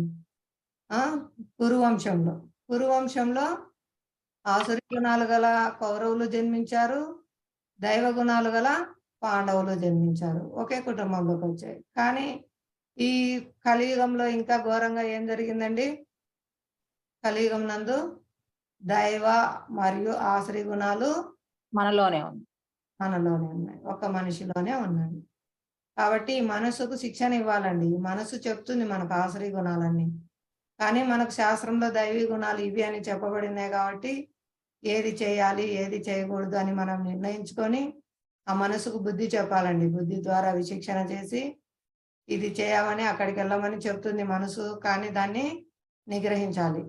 ఏ విధంగా, ఇది శాస్త్రంలో చెప్పబడలేదు, ఇది నువ్వు చేయకూడదు. ఒక దొంగ గురించి మనం చెప్పుకున్నాం కదండి. దొంగకు శాస్త్రం నియమాలు తెలుసు, చట్టం నియమాలు తెలుసు, ఇది చేయకూడదు, ఇది చేస్తే నేను శిక్షింపబడతానని. ఎవరైతే శిక్షింపబడతామని విన్న తర్వాత నిగ్రహించుకొని ఉంటారో వాళ్ళు రక్షింపబడతారండి. వాళ్ళు ఎటువంటి శిక్షలు అనుభవించరు. ఎందుకు? వాళ్ళు వినడంతోనే వాళ్ళు నిగ్రహం కలిగి చేయకుండా ఉన్నారు ఆ కార్యం. వాళ్ళకు వచ్చింది థాట్ దొంగతనం చేయాలని, కానీ వాళ్ళు చేయకూడదు, ఇది చేస్తే నేను శిక్షింపబడతానని తెలుసుకున్నారు, విన్నారు, విన్న వెంటనే నిలబడిపోయారు, పని చేయలేదు, కార్యం ఆ తప్పుడు పని చేయలేదు. కానీ ఎవరైతే విన్నారో, విని కూడా నేను చేస్తానంటే పరమాత్మ ఏం చేస్తాడు? ఓకే, అనుమతిస్తాను, మొండి చేస్తున్నావు, శిక్షింపబడతావు, నీ కర్మ నువ్వు అనుభవిస్తావు అనేసి. అప్పుడు ఆయన సాక్షిభూతంగా ఉంటాడు, ఆయన అనుమతి ఇస్తాడు. అప్పుడు ఆ దొంగ చేసిన కార్యానికి అతను తప్పకుండా తానే బాధ్యత వహిస్తాడు. పోలీసులు చిక్కుబడి అరెస్ట్ అయ్యి కష్టాలు పడతారు. ఒకవేళ మనం చెప్పుకున్నాం కదా, ఇక్కడ పోలీసులు ఇక్కడ చట్టాల నుంచి తప్పించుకోవచ్చు, కానీ దైవ నేత్రం నుంచి తప్పించుకోలేరు. తప్పకుండా దైవ నేత్రం ద్వారా శిక్షింపబడడం ద్వారానే పుట్టుకతోనే అవిటితనము, శారీరక లోపాలు, మానసిక లోపాలు, తినడంతోనే పుట్టుకతోనే ఫుడ్ తినడానికి ఏం లేకుండా ఉంటది. చాలా ఘోరమైన నీచమైన పరిస్థితుల్లో జన్మ తీసుకోవాల్సి వస్తుంది. ఎందుకండి వాళ్ళకి ఆ బిడ్డకు, చంటి బిడ్డకు పుట్టుకతోనే అన్ని కష్టాలు వస్తున్నాయంటే పూర్వజన్మ కర్మానుసారము. ఇప్పుడు చేసింది భవిష్యత్తులో అనుభవిస్తాము. ఇప్పుడు బాగా చదువుకుంటే భవిష్యత్తులో మంచి ఉద్యోగం వస్తుంది, లేదా మంచి వ్యాపారం చేస్తారు, మంచిగా ఉన్నత స్థితిలో ఉంటారు. వాళ్ళ జీవనానికి కావాల్సిన, పోషణకు కావాల్సినవి సంపాదించుకొని వాళ్ళ సౌకర్యాలతో వాళ్ళు సుఖంగా జీవించడానికి ప్రయత్నం చేస్తారు. కానీ ఎవరైతే ఇప్పుడు బాగా చదువుకోకుండా ఇప్పుడు తప్పుడు సహవాసాలు చేసి తప్పుడు పనులు చేస్తూ నేరస్తులుగా మారుతారో వాళ్ళు ఫ్యూచర్లో శిక్షింపబడతారు, వాళ్ళు జైలుకి వెళ్తారు. అదే విధంగా మనం శాస్త్రానుసారం ఇప్పుడు కర్మలు ఖచ్చితంగా మనం నియమాలు తెలుసుకొని జీవిస్తేనే మనం నెక్స్ట్ ఫ్యూచర్లో మనం లాభం పొందుతాం, పరమగతిని పొందుతాం, భగవంతుని పొందుతాం. లేదంటే మళ్ళీ మళ్ళీ ఈ కర్మ ఫలితాలకు తగినట్టుగా మళ్ళీ జన్మలు తీసుకుంటూ మళ్ళీ అనేక యోనులలో తిరుగుతూ కష్టాలు పడుతూ ఇక్కడే ఉండాల్సి వస్తుంది. కాబట్టి ఇది మనం జాగ్రత్తగా మనలోనే దైవ గుణాలు, ఆశ్రయ గుణాలు ఉన్నాయి, ఎలా వాటిని వినియోగించుకోవాలి. శాస్త్రంలో ఇది చెప్పబడింది, ఇది చేయాలి, శాస్త్రంలో ఇది చెప్పబడలేదు, ఇది చేయకూడదు. ఇలా మనం ప్రతిదాన్ని మన బుద్ధితో వివేచన చేసుకుంటూ మనసును నిగ్రహిస్తూ మనం కార్యాలు చేయాలండి. ఈ భక్తి యోగం అనేది సులభంగా మనల్ని దైవీ గుణాలన్నీ మనలో ప్రకటమయ్యేలా చేస్తుందండి. ఎటువంటి కష్టం లేదు, చాలా సుసుఖము, బలవంతం ఏం లేదు. ప్రతి ఒక్కరూ చేయడం ద్వారానే వాళ్ళు దివ్యానందాన్ని పొందుతారు. ఆటోమేటిక్ గా వాళ్ళు అంతా పాప పుణ్య కర్మ ఫలాలకు అతీతం అయిపోతారండి. అటువంటిది భగవంతుని సెంటర్ పాయింట్ గా చేసుకొని భగవంతుని కోసమే కార్యాలు చేయడం ద్వారా. మన ఇల్లు ఉంది, ఇది మన ఇల్లు కాదు, ఇదంతా మొత్తం సమస్త లోకాలు భగవంతుడి. సమస్త లోకాలు, సమస్త బ్రహ్మాండాలు భగవంతుడి అయినప్పుడు ఇది నా ఇల్లు ఎలా అవుతుంది, ఇది నా శరీరం ఎలా అవుతుంది? నాకు ఇవ్వబడింది సేవ చేసుకోవడానికి. కాబట్టి దీన్ని మనం భగవత్ సేవలో ఉపయోగించడం ద్వారా అప్పుడు ఇదంతా భగవంతునిది, ఇది భగవత్ మందిరము, నేను ఈ మందిరాన్ని తుడవాలి, ఈ మందిరాన్ని స్నానం చేసి దీన్ని తుడవాలి, దీన్ని శుభ్రం చేసుకోవాలి, ఈ మందిరాన్ని శుభ్రం చేసుకోవాలి. అంటే ఇల్లు భగవంతుని మందిరమే, మన శరీరం భగవంతుని మందిరమే, మన హృదయం భగవంతుని మందిరమే. కాబట్టి అన్నిటిని మనం శుభ్రం చేసుకోవాలి. కాబట్టి ఈ విధంగా మనం ప్రతిదీ భగవత్ సంబంధంలో చూస్తూ సేవలు చేయడం ద్వారా ప్రతిదీ భగవంతుని సేవగా మారిపోతుంది. భగవంతుని కోసమే కూరగాయలు తీసుకొని రావడం, పండ్లు తీసుకొని రావడం, పూలు తీసుకొని రావడం, భగవంతునికి సమర్పించి ప్రసాద రూపంగా మనం తీసుకోవడము. ఇవన్నీ నువ్వు ఇచ్చినవే కృష్ణ, దయతో స్వీకరించు. నేనేం చేయగలను? ఈ మలమూత్రాల శరీరంతో, ఈ రక్త మాంసాల శరీరంతో నీకు ఇస్తున్నాను, నువ్వు ఎంతో దయతో స్వీకరిస్తున్నావు, నా మీద దయతో స్వీకరించని వేడుకొని మనం సమర్పించి ప్రసాద రూపంగా గ్రహిస్తే అదంతా అకార్యం అయిపోతుందండి. దానివల్ల వచ్చే పాప ఫలితం ఏది మనం అంటదు. అది భగవంతుడు స్వీకరించడం వల్ల అది మనల్ని పవిత్రం చేస్తుంది ఆ ప్రసాదం. ఆ విధంగా మనల్ని, మన ఇంట్లో వాళ్ళని కానీ, మన చుట్టుపక్కల వాళ్ళని అందరినీ మనం కృష్ణ ప్రసాదం ఇచ్చి, కృష్ణ కథ ఇచ్చి, కృష్ణ నామం ఇచ్చి సమస్తాన్ని మనం పరమ పవిత్రం అయ్యేటట్టు, భగవంతుని దగ్గరికి వెళ్ళేటట్టు, వాళ్ళు శాశ్వతంగా ఆనందంగా వాళ్ళు మనము అందరం ఉండేటట్లు చేయొచ్చు అన్నది. ఇది జెంటిల్ మ్యాన్ చేసే పని. విశాల హృదయం ఉన్నవారు, జీవుల పట్ల కరుణ గలవారు శాశ్వతమైన పరోపకారం చేస్తారండి. హరే కృష్ణ. ఇక్కడ చూడండి, ఈ లీల ఏంటంటే ఇక్కడ చైతన్య మహాప్రభు అండి. ఈ బంగారు ఎల్లో కలర్ ధోతి కట్టుకున్న ఆయన చైతన్య మహాప్రభు. ఈ బ్లూ కలర్ ధోతి కట్టుకొని ఇక్కడ వేడుకుంటున్నారు కదా, వీరు నిత్యానంద ప్రభు. వీరు స్వయం కృష్ణుడు మరియు బలరాముడు. ఇక్కడ వీళ్ళు బ్రాహ్మణ కుటుంబంలో జన్మించిన వారండి, జగాయ మాదాయి అని. ఇది రియల్ గా జరిగినది. చైతన్య మహాప్రభు ఇక్కడ ఆవిర్భవించినప్పుడు జరిగిన లీల. ఈ జగాయ మాదాయి బ్రాహ్మణ కుటుంబంలో జన్మ తీసుకున్నప్పటికీ వాళ్ళు గుణకర్మ రీత్యా బ్రాహ్మణులాగా వర్తించకుండా చాలా ఘోరంగా ఈ కళ్ళు దుకాణంలో కళ్ళు తాగుతూ చాలా నీచమైన కార్యాలు చేస్తూ వీళ్ళు చాలా దిగజారిపోయి ఉంటారండి. ఆచార్యులు అండి ప్రచారం చేయడానికి వచ్చారు కదా చైతన్య మహాప్రభు, నిత్యానంద ప్రభు. వారు అందరికీ హరే కృష్ణ మహామంత్రాన్ని ఉపదేశిస్తూ అందరినీ దయచేసి జపించండి, దయచేసి మీరు హరే కృష్ణ మహామంత్రాన్ని జపించండి అని వేడుకునేవారు. ఆ విధంగా నిత్యానంద ప్రభు జగాయ మాదాయి దగ్గరికి వచ్చి వాళ్ళను హరే కృష్ణ మహామంత్రం జపించమని వేడుకుంటారు. కానీ వాళ్ళు ఎంతో అసూయ, వాళ్ళ ఆసురి గుణాలతో వాళ్ళు ఆ కుండలు తీసుకొని నిత్యానంద ప్రభుపై దాడి చేసి ఆయన తలపై కొడతారండి. కొడితే ఆ కుండలు పగిలి ఆయన గాయమై రక్తం కారుతుంది అనమాట. రక్తం కారగానే వెంటనే చైతన్య మహాప్రభు ప్రకటమవుతారండి. తన భక్తులకు ఎవరైనా హాని తలపెడితే భగవంతుడు అస్సలు సహించరండి. తనని ఏమైనా అన్నా కూడా సహిస్తారు, కానీ తన భక్తుల జోలికి వస్తే మాత్రం భగవంతుడు సహించరు. అప్పుడు వెంటనే చైతన్య మహాప్రభు ప్రకటమయ్యి చక్రాయుధాన్ని ప్రయోగిస్తారండి. చక్రాయుధం ప్రకటమవుతుంది. సుదర్శన చక్రం ప్రకటన కాగానే వెంటనే వాళ్ళు భయపడిపోతారు. నిత్యానంద ప్రభు మహాప్రభు పాదాలపై పడి భగవాన్ చైతన్య మహాప్రభు, మీరు ఇప్పుడు వచ్చింది సంహారం చేయడానికి, అంటే దేహాలను సంహరించడానికి కాదు, మీరు వాళ్ళ యొక్క చైతన్యాన్ని మార్చడానికి వచ్చారు. వాళ్ళు ఈ దేహంలో ఉండగానే వాళ్ళ అసురీ గుణాలు సంహరింపబడి వాళ్ళు దైవ గుణాలతో వాళ్ళు భగవంతుని నామం కీర్తించేలాగా వాళ్ళ కృష్ణ ప్రేమ అనుగ్రహించడానికి మీరు వచ్చారు. కాబట్టి దయచేసి వాళ్ళను సంహరించొద్దు, వాళ్ళ దేహాలు మార్చవద్దు, వాళ్ళ చైతన్యాన్ని మార్చండి. వాళ్ళు ఈ అసురీ గుణాలన్నీ వదిలిపెట్టి వాళ్ళు చక్కగా హరినామం చేస్తూ వాళ్ళు కృష్ణ సేవ చేసేలాగా వాళ్ళని అనుగ్రహించండి అని ఎంతో దయతో వేడుకుంటారు వాళ్ళ తరపున. ఈవెన్ వాళ్ళు ఆయన్ను గాయపరిచి రక్తం చూసినప్పటికీ వాళ్ళు కొట్టినారు, వాళ్ళు కొట్టారు, దానివల్ల దెబ్బ తగిలి రక్తం కారుతుంది. అయినప్పటికీ ఆచార్యులు ఎంతో కరుణతో స్వయం భగవాను ఆచార్యులుగా వచ్చారు. ఇక్కడ మనకు హరే కృష్ణ మహామంత్రాన్ని ఉపదేశించడం కోసం భక్తులుగా వచ్చారు. భక్తులు ఎంత కరుణ కలిగి ఉంటారో ఇక్కడ మనకు చూపిస్తున్నారు. వాళ్ళు వాళ్ళపై ఎంతో దయ కలిగి వాళ్ళ కృష్ణ ప్రేమని ఇవ్వండి అని వేడుకుంటారు. వెంటనే చైతన్య మహాప్రభు అనుగ్రహిస్తారు. చక్రాయుధాన్ని ఉపసంహరించుకొని వాళ్ళ కృష్ణ ప్రేమనిస్తారు. వాళ్ళు వెంటనే మారిపోయి భగవంతుడి కరుణకు చూసి వాళ్ళు ఎంతో వాళ్ళ హృదయంలో పరివర్తన వచ్చి వాళ్ళు మహాప్రభు పాదాలపై పడి క్షమించమని వేడుకొని, ఇప్పటి నుంచి మేము మీరు చెప్పినట్లు నడుచుకుంటాము, ఎటువంటి తప్పుడు పనులు చేయము, హరే కృష్ణ మహామంత్రాన్ని జపిస్తామని వాళ్ళు భక్తులు అయిపోతారండి. మళ్ళీ వాళ్ళు ప్రచారం కూడా చేస్తారండి. వాళ్ళు ఏదైతే పొందినారో హరే కృష్ణ మహామంత్రాన్ని వాళ్ళు ప్రచారం కూడా చేస్తారు. ఈ కోర్స్ చేయడం ద్వారా మీకు ఆన్లైన్లో వాట్సాప్లో సాఫ్ట్ కాపీ సర్టిఫికేట్ పంపిస్తామండి. ఇంకా మీకు పుస్తకాలు లేకపోతే తప్పకుండా తీసుకోండి. భగవద్గీత యథాతథము, శ్రీమద్ భాగవతము తప్పకుండా ప్రతి ఒక్కరి ఇంట్లో ఉండాల్సిన దివ్య గ్రంథాలు. వీటిని మనం తప్పకుండా అధ్యయనం చేయాలండి. మనల్ని పరమ పవిత్రం చేస్తాయి. ఎవరైతే శ్రీమద్ భగవద్గీత భాగవతము ప్రతినిత్యం శ్రవణం చేస్తారో, కీర్తిస్తారో వాళ్ళు తప్పకుండా భగవంతుని పొందుతారండి, భగవద్ధామం చేరుతారు. కాబట్టి ప్రతి ఒక్కరు తీసుకోండి. మీరే కాదు, మీ కుటుంబ సభ్యులు, మీ వంశంలో వచ్చే తరతరాల వాళ్ళు, మీ స్నేహితులు అందరూ కూడా ఈ పుస్తకాలు చదివి లాభం పొందుతారండి. వాళ్ళకి ఇచ్చే మన గొప్ప ఆస్తి ఇదే. తప్పకుండా మీరందరు తీసుకోండి. మీరు ఎవరైనా తీసుకోదలిచితే నాకు చెప్పండి, మీకు పంపిస్తాము. ఎవరైనా తీసుకుంటారండి? హరే కృష్ణ.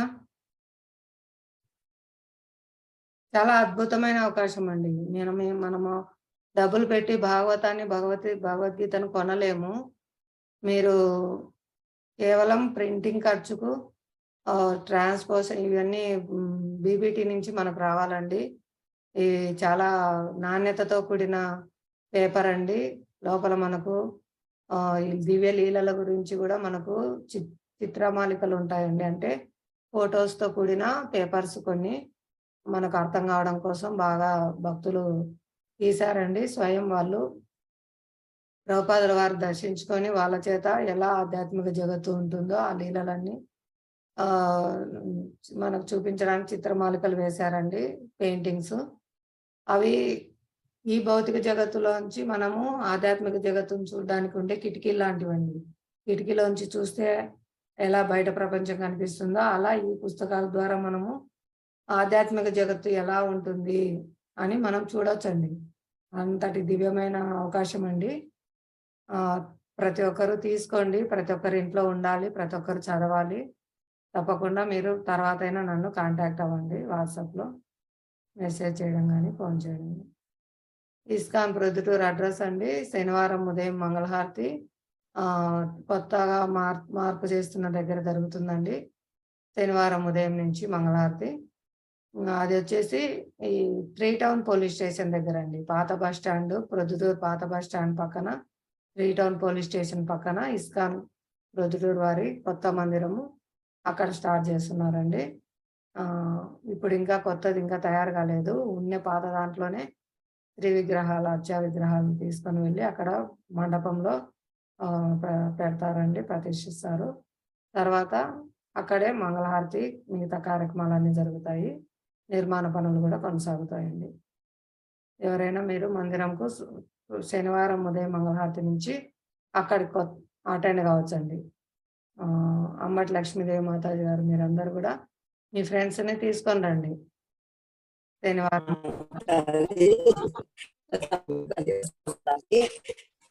5వ అధ్యాయము 29 శ్లోకాలు చదువుకున్నాం. హరే కృష్ణ. మీ వాయిస్ కొంచెం బ్రేక్ అవుతుంది మాతాజీ, వినిపించడం లేదు, అర్థం కాలేదు. తప్పకుండా రండి. 5వ అధ్యాయము 29 శ్లోకాలు చదువుకున్నాము. 21 మాల చేస్తున్నాం మాతాజీ. 21 మాలలు. హరి బోల్. అదే 21 మాల చేస్తున్నాం మాతాజీ. హరే కృష్ణ మాతాజీ. హరే కృష్ణ. తప్పకుండా మీ ఫ్రెండ్స్ అందరూ అక్కడ దగ్గర కదా రండి టెంపుల్ కి. ప్రతిరోజు రండి, క్లాసులు జరుగుతాయి, భాగవతం చెప్తారు, ప్రసాదం ఉదయం ప్రసాదం మీకు టెంపుల్లోనే ఉంటుందండి. మీకు కడుపు నిండా ఉదయం టిఫిన్ ప్రసాదం కూడా ఇస్తారు. అంటే పూర్తిగా నియమాలు తెలియదు. మంగళహారతి నుంచి ఉంటే మంగళహారతి చూసుకొని, గురు పూజ చూసుకొని, భాగవతం క్లాస్ విని అక్కడే మీరు 3-4 గంటలు అక్కడే మనం కీర్తనలో ఉంటే ప్రసాదం కూడా ఇస్తారండి. అది ఎందుకంటే మందిరం కాబట్టి కొన్ని రూల్స్ చేంజ్ చేశారు. దాని ప్రకారం అక్కడ మీరు బ్రహ్మముహూర్తంలో నిద్ర లేచేటట్టు 4:30కు మంగళహారతికి రావడానికి ప్రయత్నం చేయండి. చూస్తాం, ప్రయత్నం చేయాలి మాతాజీ. అప్పుడప్పుడు వస్తూ ఉంటే మీకు అర్థమవుతుంది. అక్కడ చుట్టుపక్కల అందరు భక్తులు ఉన్నారండి. ఇప్పుడు చుట్టుపక్కల అందరు భక్తులు కూడా చేరారు. మీకు ఎవరైనా భక్తులతో పరిచయం ఏర్పాటు చేసుకోవచ్చు. మీ ఇంటి చుట్టుపక్కలే భక్తులు ఉండొచ్చు, అందరు కలుసుకుంటాం మాతాజీ. మీరు ఎక్కడ అండి పర్టికులర్ ఏరియాలో? మాతాజీ. సరే మాతాజీ.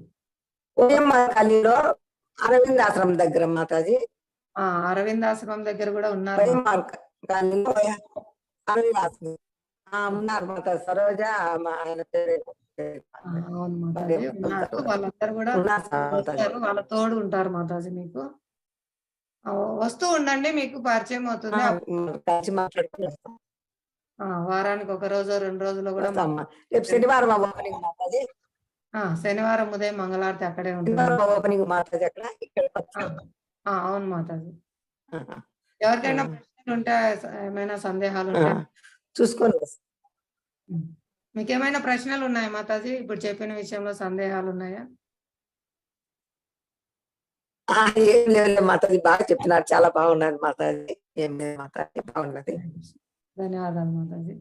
మీరు చక్కగా బాగా జపం చేస్తున్నారు, బాగా చదువుతున్నారు. అలాగే భక్తుల సాంగత్యంలోకి రండి. ఇంకా మీకు మంచిగా భక్తుల ద్వారా వినడం ద్వారా ఇంకా మనకు భగవంతుని గురించి, మనం చేయాల్సిన సేవల గురించి బాగా అర్థమవుతుంది.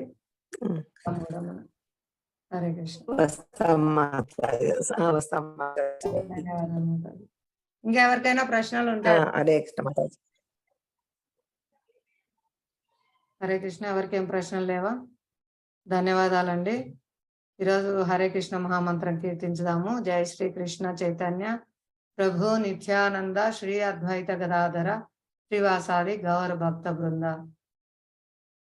ఈ పంచతత్వ మంత్రం ప్రతి ఒక్కరూ ముందు చెప్పాలండి. మనం తొందరగా కృష్ణ ప్రేమను పొందాలంటే పంచతత్వాన్ని ప్రార్థన చేయాలి. వాళ్ళ అనుగ్రహం వలన మనం తొందరగా కృష్ణ ప్రేమ పొందుతాము. కాబట్టి మనం జపంలో చేసే అపరాధాలు ఏవి కూడా మనకు అపరాధం కాకుండా మనం శ్రద్ధగా జపించాలనేసి మనం పంచతత్వం ప్రార్థించి మనం జపం చేయాలండి. అందరూ ఈ ప్రార్థనా శ్లోకాలు చెప్పి జపం చేయండి. ప్రతి జపం చేసేటప్పుడు ముందర పంచతత్వ మంత్రం మాత్రం కంపల్సరీ ఫస్ట్ ఒకసారి చెప్పుకోండి. తర్వాత 108 సార్లు హరే కృష్ణ మహామంత్రాన్ని చెప్పండి. అది ఒక మాల అవుతుందండి. జై శ్రీ కృష్ణ చైతన్య ప్రభు నిత్యానంద శ్రీ అద్వైత గదాధర శ్రీవాస హరే కృష్ణ హరే కృష్ణ కృష్ణ హరే హరే హరే రామ హరే రామ రామ హరే హరే హరే కృష్ణ కృష్ణ కృష్ణ హరే హరే హరే హరే హరే రామ హరే రామ రామ రామ హరే హరే హరే కృష్ణ కృష్ణ కృష్ణ హరే హరే హరే రామ రామ రామ రామ రామ హరే హరే. ధన్యవాదాలండి. ఈరోజు క్లాస్ హాజరైనందుకు. ప్రతిరోజు మీరు ఇలాగే జపం చేయండి. వీలైతే ప్రతిరోజు చేస్తాం మాతాజీ. మీ దగ్గరలో ఉన్న ఇస్కాన్ టెంపుల్ నైనా సందర్శించండి. హరే కృష్ణ. వస్తుంటా మాత.